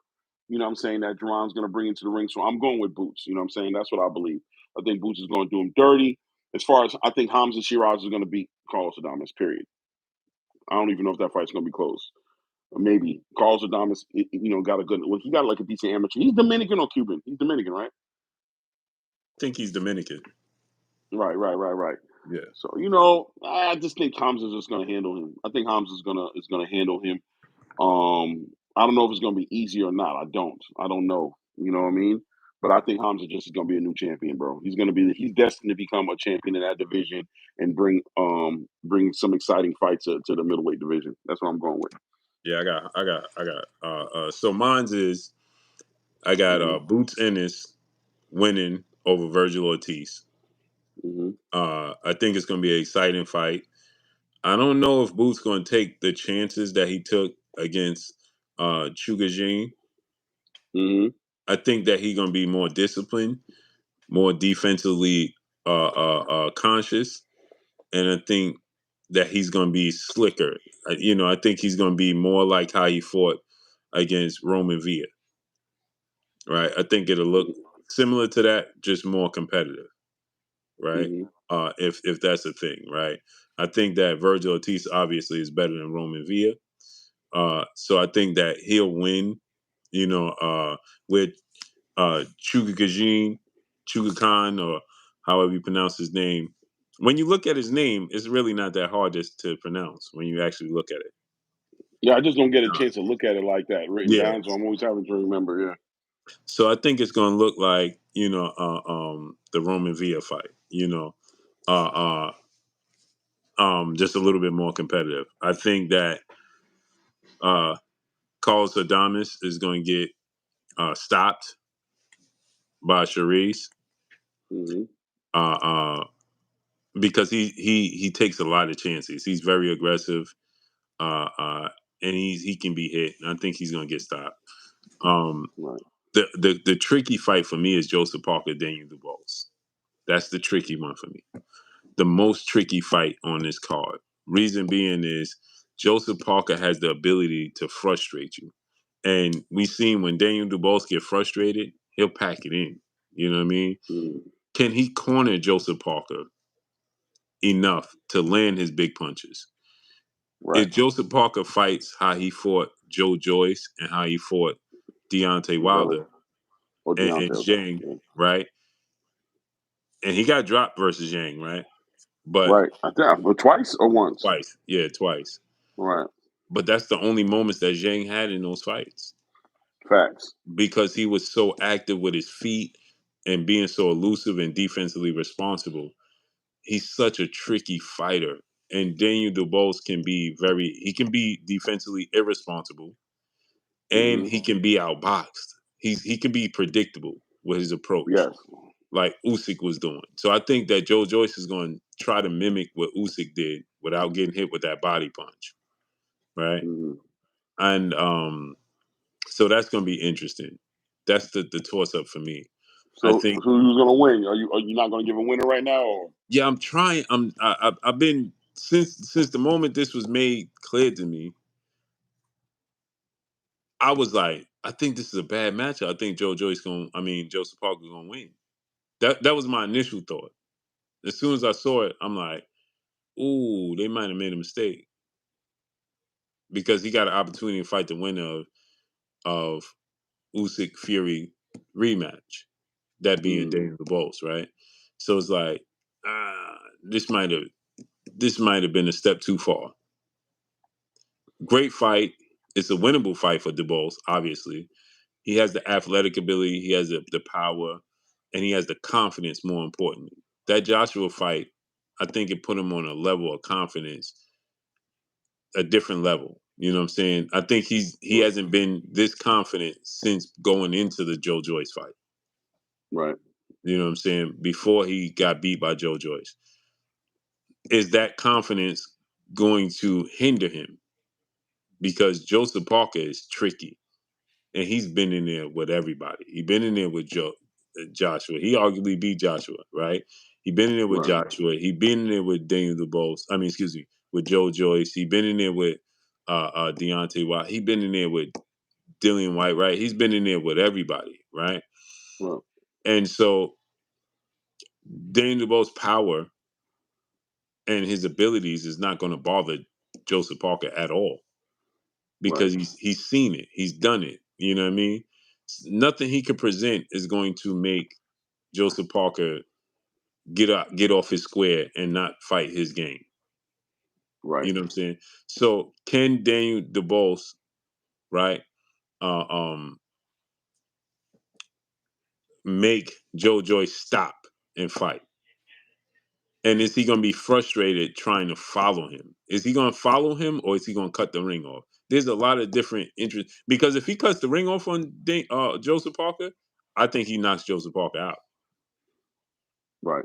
But if he can't cut the ring off on Joseph Parker and he allowed Joseph, because Joseph Parker can move laterally left or right. Right.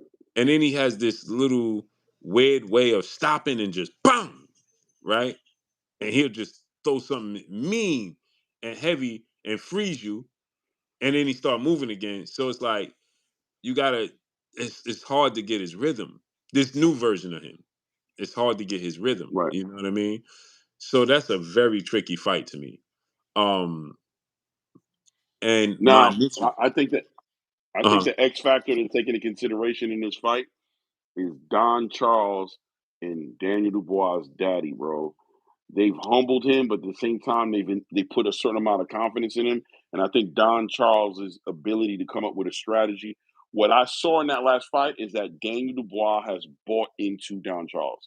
He's bought into him, and that's important. He's not going to go rogue in that ring. He's going to carry it out. And Don Charles' voice carries over a whole stadium of 90,000 people. I was hearing Don Charles scream out, you know what I'm saying? Over those people giving instructions, and I was watching Daniel Dubois follow those instructions. So I think that's going to be the difference in this fight is the ability for Don Charles to bring that out of him. And I agree with you, and I think we are going to see Daniel Dubois cut that ring off. I think we're going to see him work that ring in a special way, and all it's going to take is for him to hit one or two shots, not just to knock him out, not about knocking him out, but just to turn Joseph Parker's change his idea a little bit about how the fight's going to go and how he's going to approach it. But I mean, at the same time, Joseph Parker has also bought into Andy. What's his trainer's name again? Andy Lee. Andy Lee. He's bought into Andy Lee's program too. So this is going to be a fight where Andy Lee's training and Don Charles is training. Once again, we're going to see two trainers who are trying to make their names in the heavyweight division as one of the top guys go against each other. So we're going to watch chess pieces move with two fighters who have bought into their trainers and who won't go rogue in that ring. So it's going to be interesting. Yeah. It's going to be about the corners. And now that I've said that out loud, kind of give Joseph Parker maybe a little bit of an edge. Because the question is, that's why I think the difference is going to be, who's the better trainer? Who is the better trainer? Andy Lee's a student of the great, and rest in peace, Emmanuel Stewart. He's one of his best students, arguably a better student to him than Kronk. You know what I'm saying? Than Sugar Hill. You know what I mean? Like Andy's a real student, fought for him as well as learned how to train. You know what I'm saying? Under his tutelage, and they work with Tyson Fury. Yeah. Mm-hmm. It's gonna be It's interesting. And tricky. you're right, man. Yeah, it's the most tricky fight on the card to me. Salute to Vince said my boy Booba looked like show enough. Nick J said, I don't Hmm. think Boots taking this fight as his first fight at 154 is a good idea. That's gonna be a tall task. The thing, Nick J, I could say this, but then I'll get back to my picks. I could say this, stylistically, it's the perfect matchup for Boots Mm. at 154. To make his announcement and get his feet wet at 154 with a big name, this is the perfect fight because he's seen this style before, and he won't be weight drained. He'll be more energetic. He'll be bigger.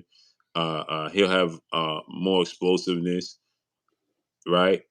And I think that after that fight with Chuga Khan, or however you pronounce his name, I think after that fight, everybody criticized his defense to the point where I think that he wants to show people that he can be slick and defensive minded and not get hit a lot, and that it was indeed the lack of big competition motivating him. I think that he's going to come in now and he's going to be like, you know what, you guys didn't. I wasn't motivated. Now he's going to. I think he's going to be like Clay always say, shit or get off the pot, right? Right. Now he's gonna have to show us. Is it that you got bad defense, or is it that you're not motivated about your level of competition? Now you're gonna have to show us, right? Now, what you always say, Clay, shit or get off the pot. You know what I'm saying? And, Yeah. and yeah, Barb. and I think now he's gonna be in a position where he's gonna have to do it. He's gonna have to show us because guess what, Clay? If he go into this fight, and I've seen him training. You know what I'm saying? I've seen him working. Bozy works on defense all the time. He has to stop Boots from doing anything offensive. He has whole days dedicated to Boots can't even throw a punch. You know what I'm saying? Right. So, and I've seen Boots do it. You know what I mean? I've seen Bozy put money up to people to hit him with the same punch twice, and Boots can't throw no punches back. All he got to do is slip, and only thing he can do is slip and get out of there. You know what I mean? He could Right. tie up, he could slip, he could slide. You know what I mean? He can't throw no punches back. All you gotta do is land the same punch twice, and I ain't never seen Right. nobody do it. And Bozy put money on the floor for if you can do it. So I know he can do it. And Well. I'm not talking your average gym rats. I'm talking about world class title contenders that I wouldn't. I won't say their names because I don't want nobody to feel. But I'm talking about world contenders. You know what I'm saying? And they couldn't hit Mhm. him. So that's why, for me personally, seeing that, and I hate this phrase with my own two eyes because who else eyes I'm gonna see it with, right? But seeing it for myself, right, in person, at least I've seen it at least 5 times. You know what I'm saying? Where nobody hit him. Hit him with the same punch. I'm not saying Yeah. that he didn't get hit, but hit him with the same Right. punch twice. You know what I'm saying? If you can hit him with the same punch twice and he can't throw punches back, Bozy dropped $1,000 on the floor. You know what I'm saying? And keep in mind, he's doing 12 5-minute rounds doing this. No, excuse me, 12 4-minute rounds and with 4 different opponents. So every 3 rounds, the opponent changes. So they're fresh. He's not fresh. Yusuf Little, what's up? You understand what I'm saying? .com show, what's up? Knuckle up, what's up? Boots is not fresh. They're coming in and out. You know what I'm saying? Hmm. Now, granted, they in the gym doing, they're hitting a heavy bag, they're hitting mitts. It's not like they're not doing anything. They're just standing there. But as far as being in the ring and sparring or doing anything of that nature, they're not doing it. You know what I'm saying? So I seen him do it, and that's why my concern is always just like focus. That's why I keep saying it's just lack of focus. You know what I mean? Because I seen him do it. So now, here's the thing. Again, like I always say, you have that ability, right? Hmm. But again, it's like any other sport. You know what I mean? You have the ability to be accurate as a quarterback, but you got the biggest arm in the league. You keep trying to fit it in the tightest spots. You keep trying to wing it down the field, and you practice bad habits. You'll display bad habits when it counts the most. So if you practice this bad habit of getting hit all the time, how do I know you're not going to switch? How you going to? Do I know you're going to flip the switch in Virgil Ortiz fight to say, "Hey, you know what? You ain't going to hit me," or are you going to get bored? Because he has the physical talent and size. He has a 4-inch arm reach advantage over Virgil. They're the same height. Right. He has faster hands, faster feet, and he's more explosive. So he can easily outbox. No, let me not say easily. But he can make it a boxing lesson. Mm-hmm. You know what I'm saying? He could keep it on the outside and make it a boxing lesson if he so chooses. But my thing is, Clay, is he going to get bored doing that? Or is he going to get to the point where he's going to be like, bro, let me stay here in exchange, and like who was it? Meldrick Taylor and Chavez, right? Mm-hmm. It's no point for you to do that, and you just you stay there a bit too long for no reason. You get clipped. Right. Another one is Mickey Bay. That's my guy. When he fought Right. against what was his name? When he was winning the whole entire fight. Man, what's dude name? And then he got knocked out in the last round. And Floyd Mayweather was yelling at him. Remember, Floyd was yelling at him, tie him up, tie him up. I remember the fight, but I don't know the fighter. Yeah, Let Mexican me dude. pull it up right now. Yeah, Mexican I'll pull dude. it up right now. And Bay did the same thing.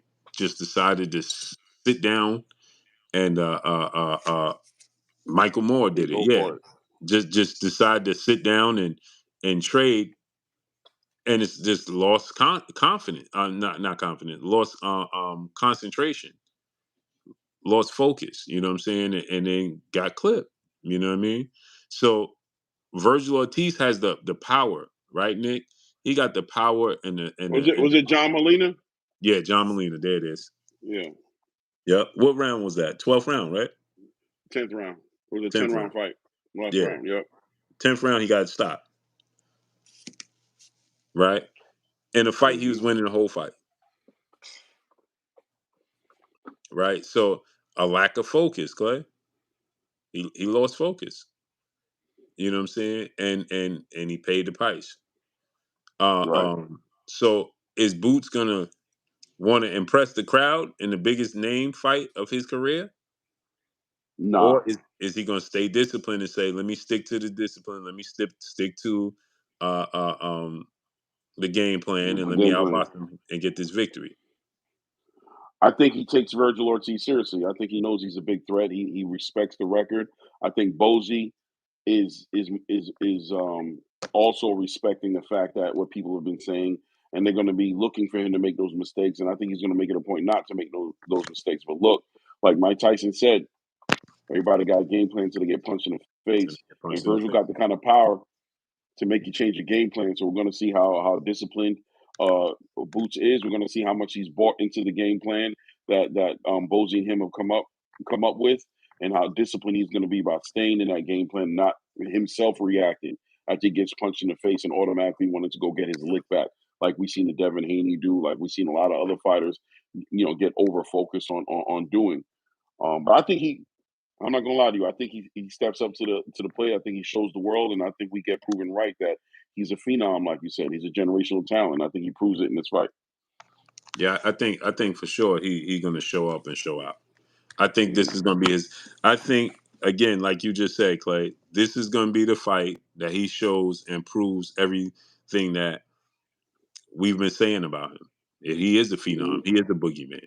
I think this is the Yep. fight that he has. And if he don't, Clay, people going to say it was all a fraud. He Yeah. he got to win in spectacular fashion. You agree?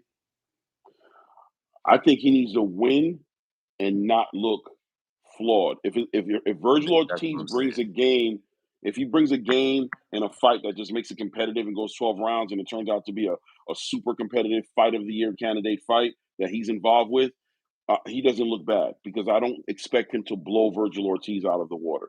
You know what I mean? Mhm. But yeah, he can't be getting hit with shots he's not supposed to be getting hit with. He's not supposed to make it out about to skin his teeth in a fight to where he was just showing a lot of holes in his game. He has to win the fight. Virgil has to be that good. Mm-hmm. But I think he steps up and he does it. But like you said, if he doesn't though, bad news. You know what I'm saying? Bad news for Boots. But don't chase a knockout in this fight. Win this fight. Be a great boxer and win this fight. And that's my thing, right, Clay? It's like, you can't look like,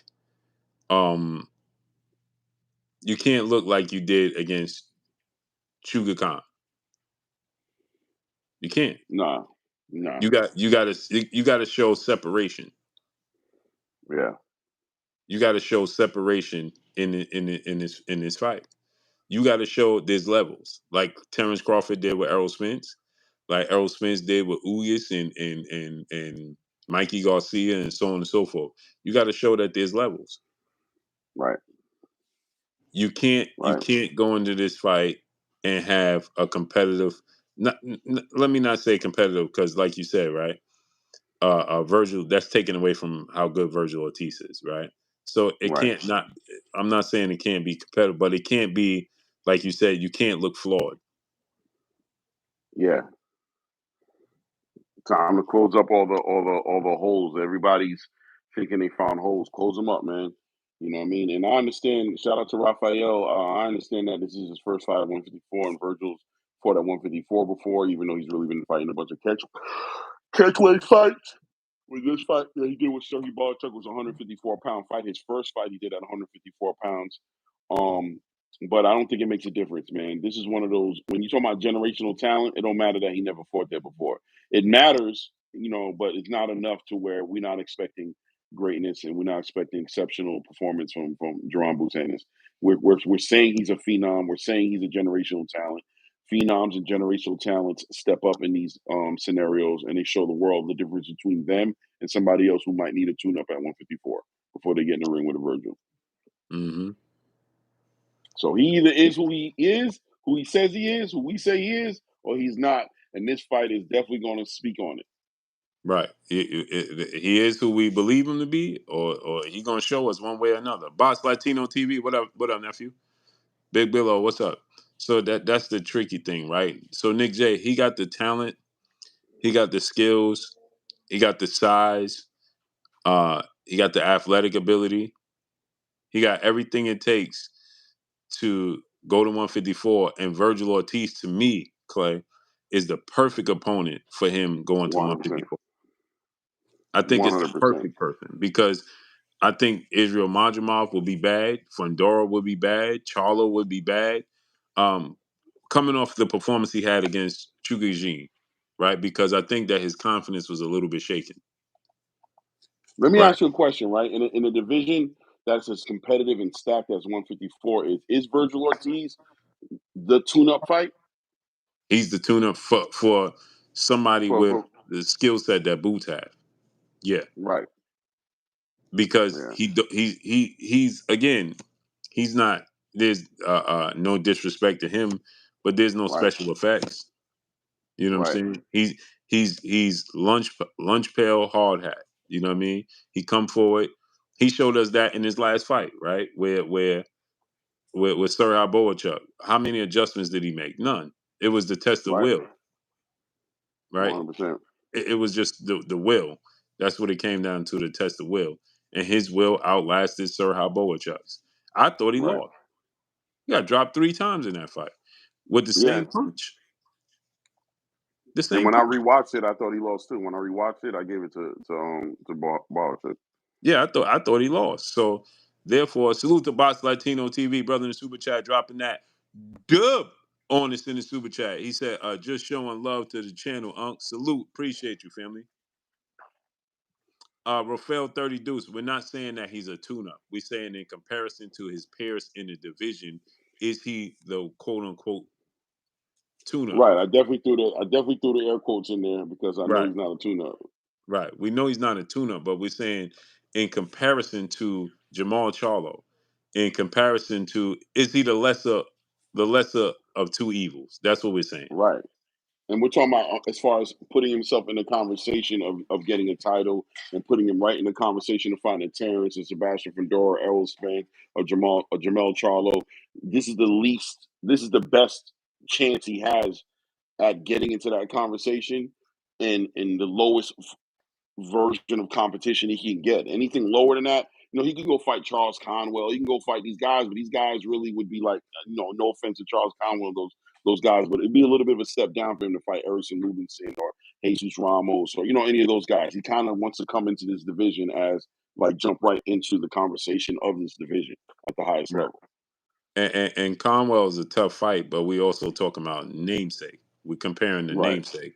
Based off of the namesake, compared to his peers with the namesake, is Virgil Ortiz. Yes, he is, because I'm pretty sure, like myself, Clay would I'm favoring Madrimov to beat Virgil Ortiz. Right. I'm favoring Charlo to beat Virgil Ortiz. Right. I think Fundora going to beat Virgil Ortiz. Probably. I think for sure Bakram Matalia beats Virgil Ortiz.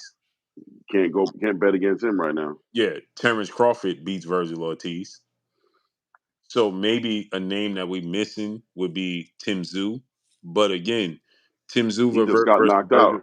Yeah, he got knocked out. But even Tim Tszyu, before getting knocked out, him and Virgil was like a 50-50 fight.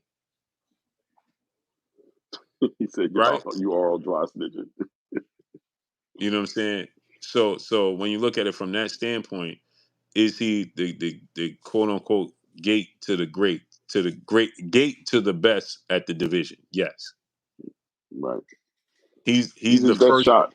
He's the first person on the next level that you want to get. You know what I'm saying? He's the guy to introduce yourself to this division. That's him. Yeah. Because he's yes, he's at 54, but physically he's limited. He has physical limitations that the rest of them just don't have. He's not the biggest guy at 154 to begin with. We just seen he's not the biggest puncher because Surya Boachuk had more power on his punches than he had on his. Right? And we thought Boachuk won the fight. Can I ask you a question, Blue? Uh-huh. This is an interesting question, right? Because I hear what people are saying, but I want to know ultimately, is Sebastian Fundora still not tested? Is he still not the truth? Are we not giving him the respect of beating Tim Tszyu? Are we going to give that respect to that win, to that cut on his head, and acknowledging that Tim Tszyu was well in that fight, that he may have won that fight if it wasn't for that cut in the head? Does he still need to be tested? Does he still need to be like? And that's where the problem comes in, because the problem comes in is that majority of us felt like Tim Tszyu, he in that competitive fight, if he didn't have the cut, I think Tim Tszyu wins. And I'm pretty sure most people feel that way. Like, because with the cut and the distraction, he still was winning or had a chance to win. Right. So it's like Fundora has an asterisk by it. Right? Right. It's like, did you beat Tim Tszyu? But the thing that kind of erases that conversation, right, Clay, is the thing that erases it is the fact that Tim Tszyu went ahead and got obliterated by Bakram Matalia. Right. If he would have won, or it would have been competitive, right, people wouldn't have looked at it the same way. But it's like got dismissed because it's like, yeah, well, Tim Tszyu just, he ain't him. You know what I mean? Right. So because of that, it kind of gets dismissed in a sense as well. You know what I mean? So yeah, I think that it's an He's asterisk not by it. tested. Yeah, It's an asterisk, right? Yeah, it's an asterisk by it because again, we seen him. Don't forget, we seen him get brutally knocked out. Before that, he was in that position. He got dropped and should have lost. We saw the opening for Lubin to actually beat him. But Lubin got away from the game plan. You know what I mean? We saw that. You know what I mean? So this he got to win the fight clear. And we could be like, all right, he that dude. So that being said, with Sebastian Fundora, him needing to be tested, It looks like, I don't know. Are we still riding this wave? We still expecting Errol Spence to fight Sebastian Fundora? And if it's not going to be Errol Spence, who fights him? I don't think Terrence is going to be the one. I think Terrence is Canelo Alvarez or die, bro. That's why I think he's at this point. You know what I mean? And Until I hear something different. yeah, and the weird thing about it, right?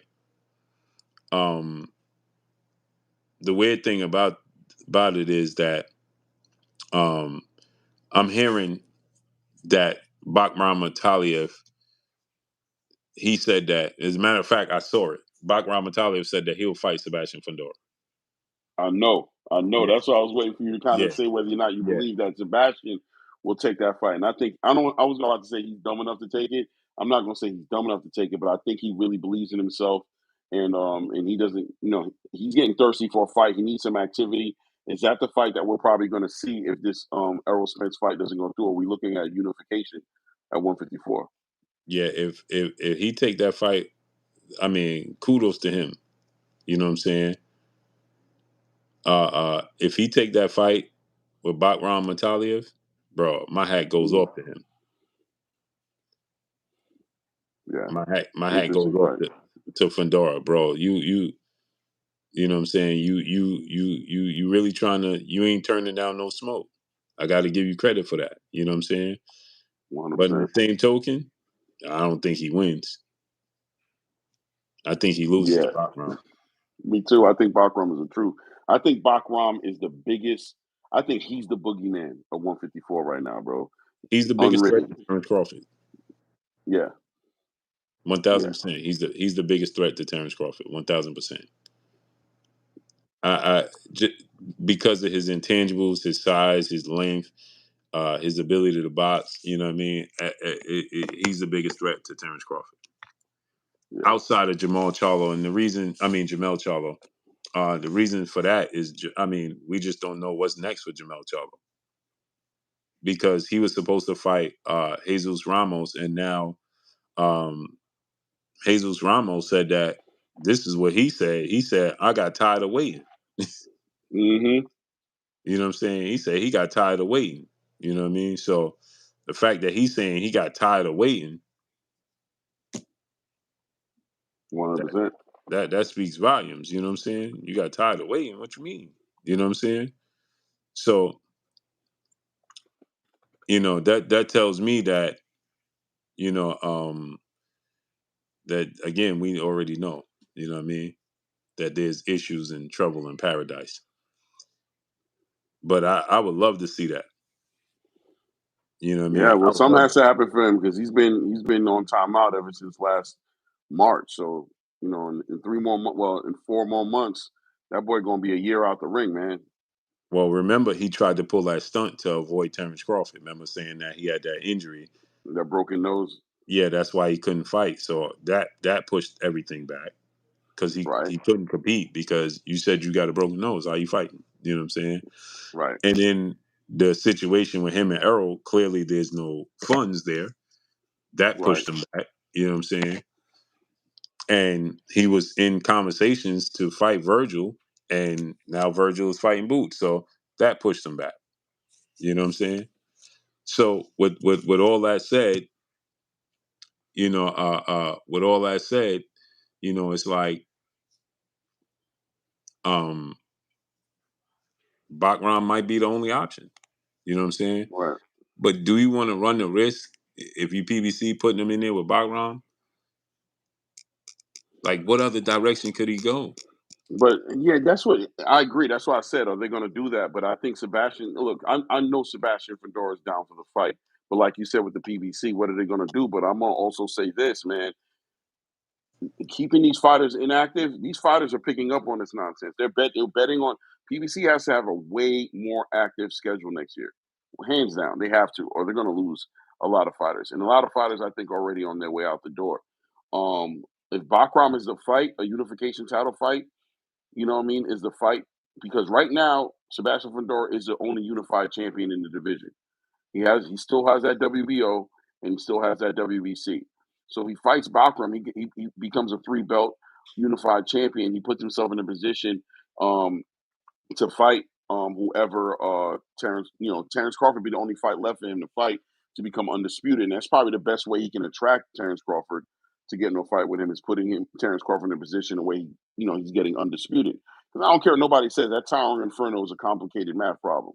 It just Oh is. yeah, for Nobody sure. just look right. Nobody's just trying to jump in the ring with that dude. It has to be a lot of a big win in there. And if you're going to take Bakram off the table and save Terrence Crawford for having to figure out that math problem, Terrence might actually take that fight with you and become undisputed with you.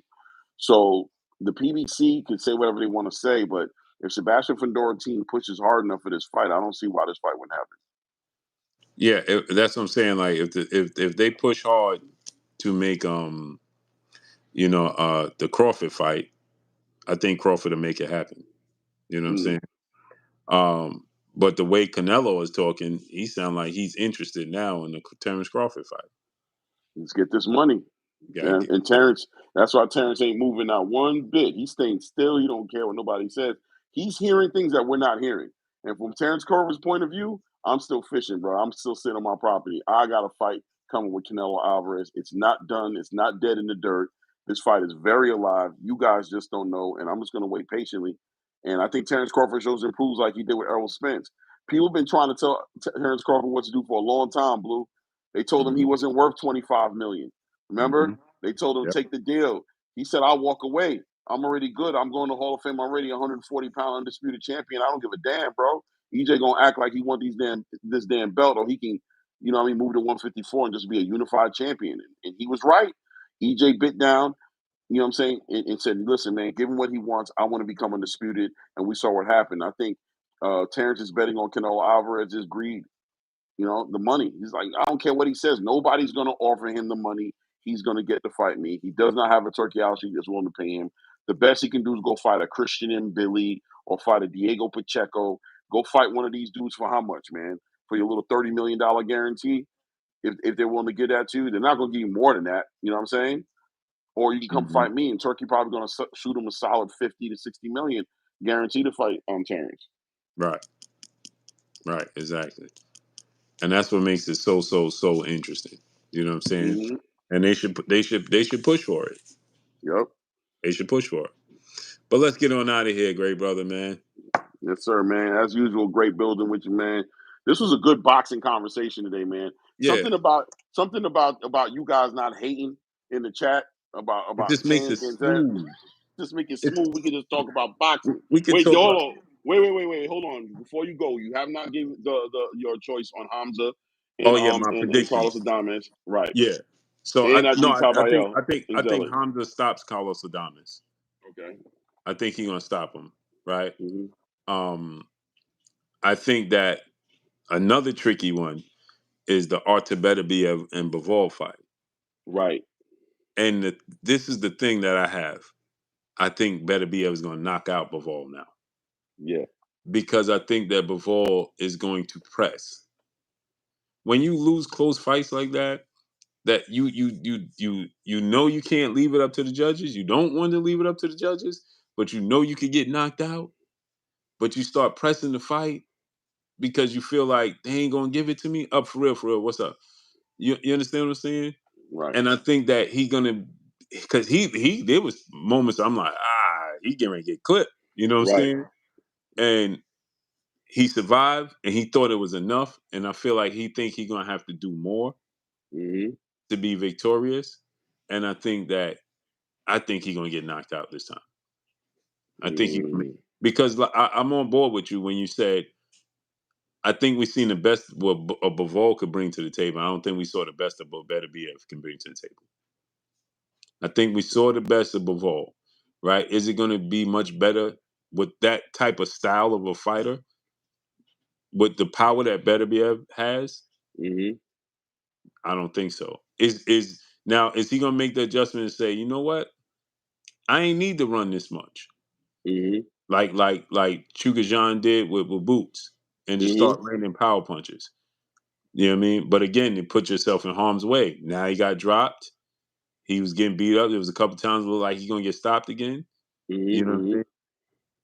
So again, you know what I mean? That's tricky. You know what I mean? But I just think that Bivol gonna get knocked out. That's what I think too. That's what I see happening. Yeah, I think he's gonna get knocked out. So Joseph Parker, Daniel Dubois fight, I think it gives me the vibes of the Tevin Farmer, Williams Zepeda type of situation, where at a high level, right? Because I think they both better fighters than both of those fighters. So at a high level, but I think it's something similar where I think that they might have made a mistake. You know what I'm saying? They might have made a mistake where you got this big opportunity, and yes, he's very confident, and he beat Anthony Joshua, and Anthony Joshua did beat Joseph Parker, but Styles made fights. And that confidence. Salute to my brother Town Biz Sports Entertainment. What up, Town? MJ Total Health and Wellness. What's up, family? I just think that they might have made a mistake. They might have made a mistake, and I think that Joseph Parker has the ability to bring Daniel Dubois back down to earth and frustrate him. You know what I mean? So I'm still up in the air, right? Because I really don't know. Like, if he cuts the ring off on Joseph Parker enough, because he's young, he's big, he's athletic, he has the ability to cut the ring off on Joseph Parker. So if he cuts the ring off on Joseph Parker and traps him enough, he has Lechi Puma skill. What's up? He has more athletic ability than when it comes to that foot movement and stuff than Anthony. huh? What, Yeah. Anthony Joshua? Then Joshua, then no, then Deontay Wilder, Zhang, and who else did Joseph Parker beat? He beat Zhang. He beat Deontay. He beat who was it that he beat for real?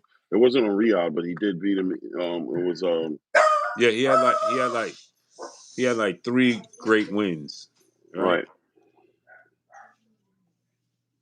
Was it Dillian White? No, I wasn't doing that. I want to hold on. I'm gonna tell you right now who it was. There was Simon Keane that he fought. Yeah, he stopped him in 3 rounds. Jack Massey was a good unanimous decision for him too as well in 2020. He was very active. Mm-hmm. He was very active, and obviously with he knocked Joe Joyce out. So No, he lost to Joe Joyce. Sorry, he lost to Joe Joyce. I'm wrong. He lost. He got knocked out by Joe Joyce. So it's either Fega Apulu, or Simon Keane. Those are the 2 fights he had before he fought Deontay and Zach. Okay. So, but yeah, his confidence is there. You know what I'm saying?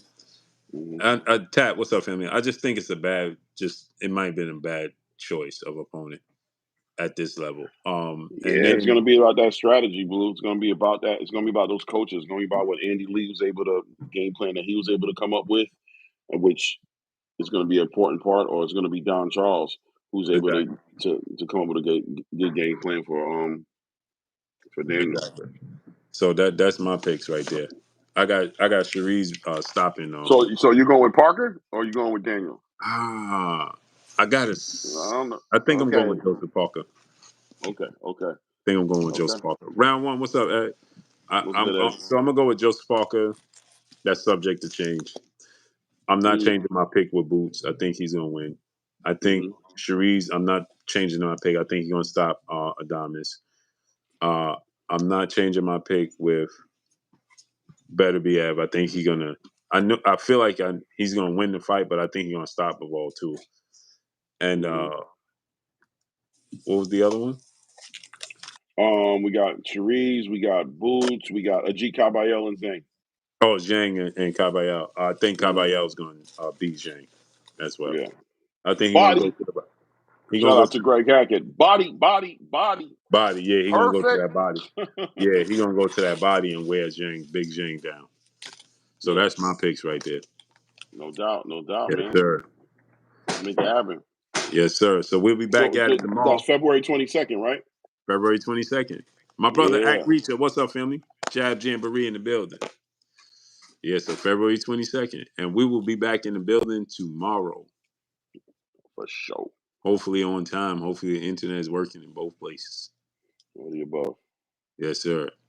So let's get on out of here, great brother. I need y'all to go subscribe to my brother, Claymore Rain. Is your link in the chat? Nah, I didn't even put it in. I don't even know how to do it. It's complicated. Y'all know where to find me at. Claymore Rain, look me up.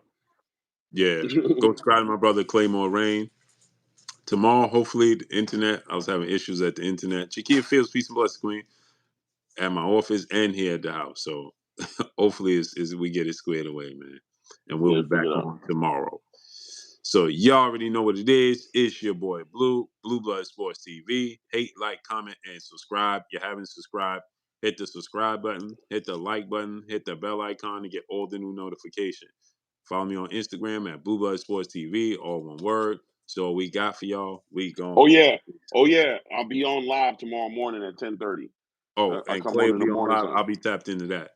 For sure. I'll be in the barbershop listening to you. So yes, sir. No doubt, man. Salute. Salute. Peace. Peace.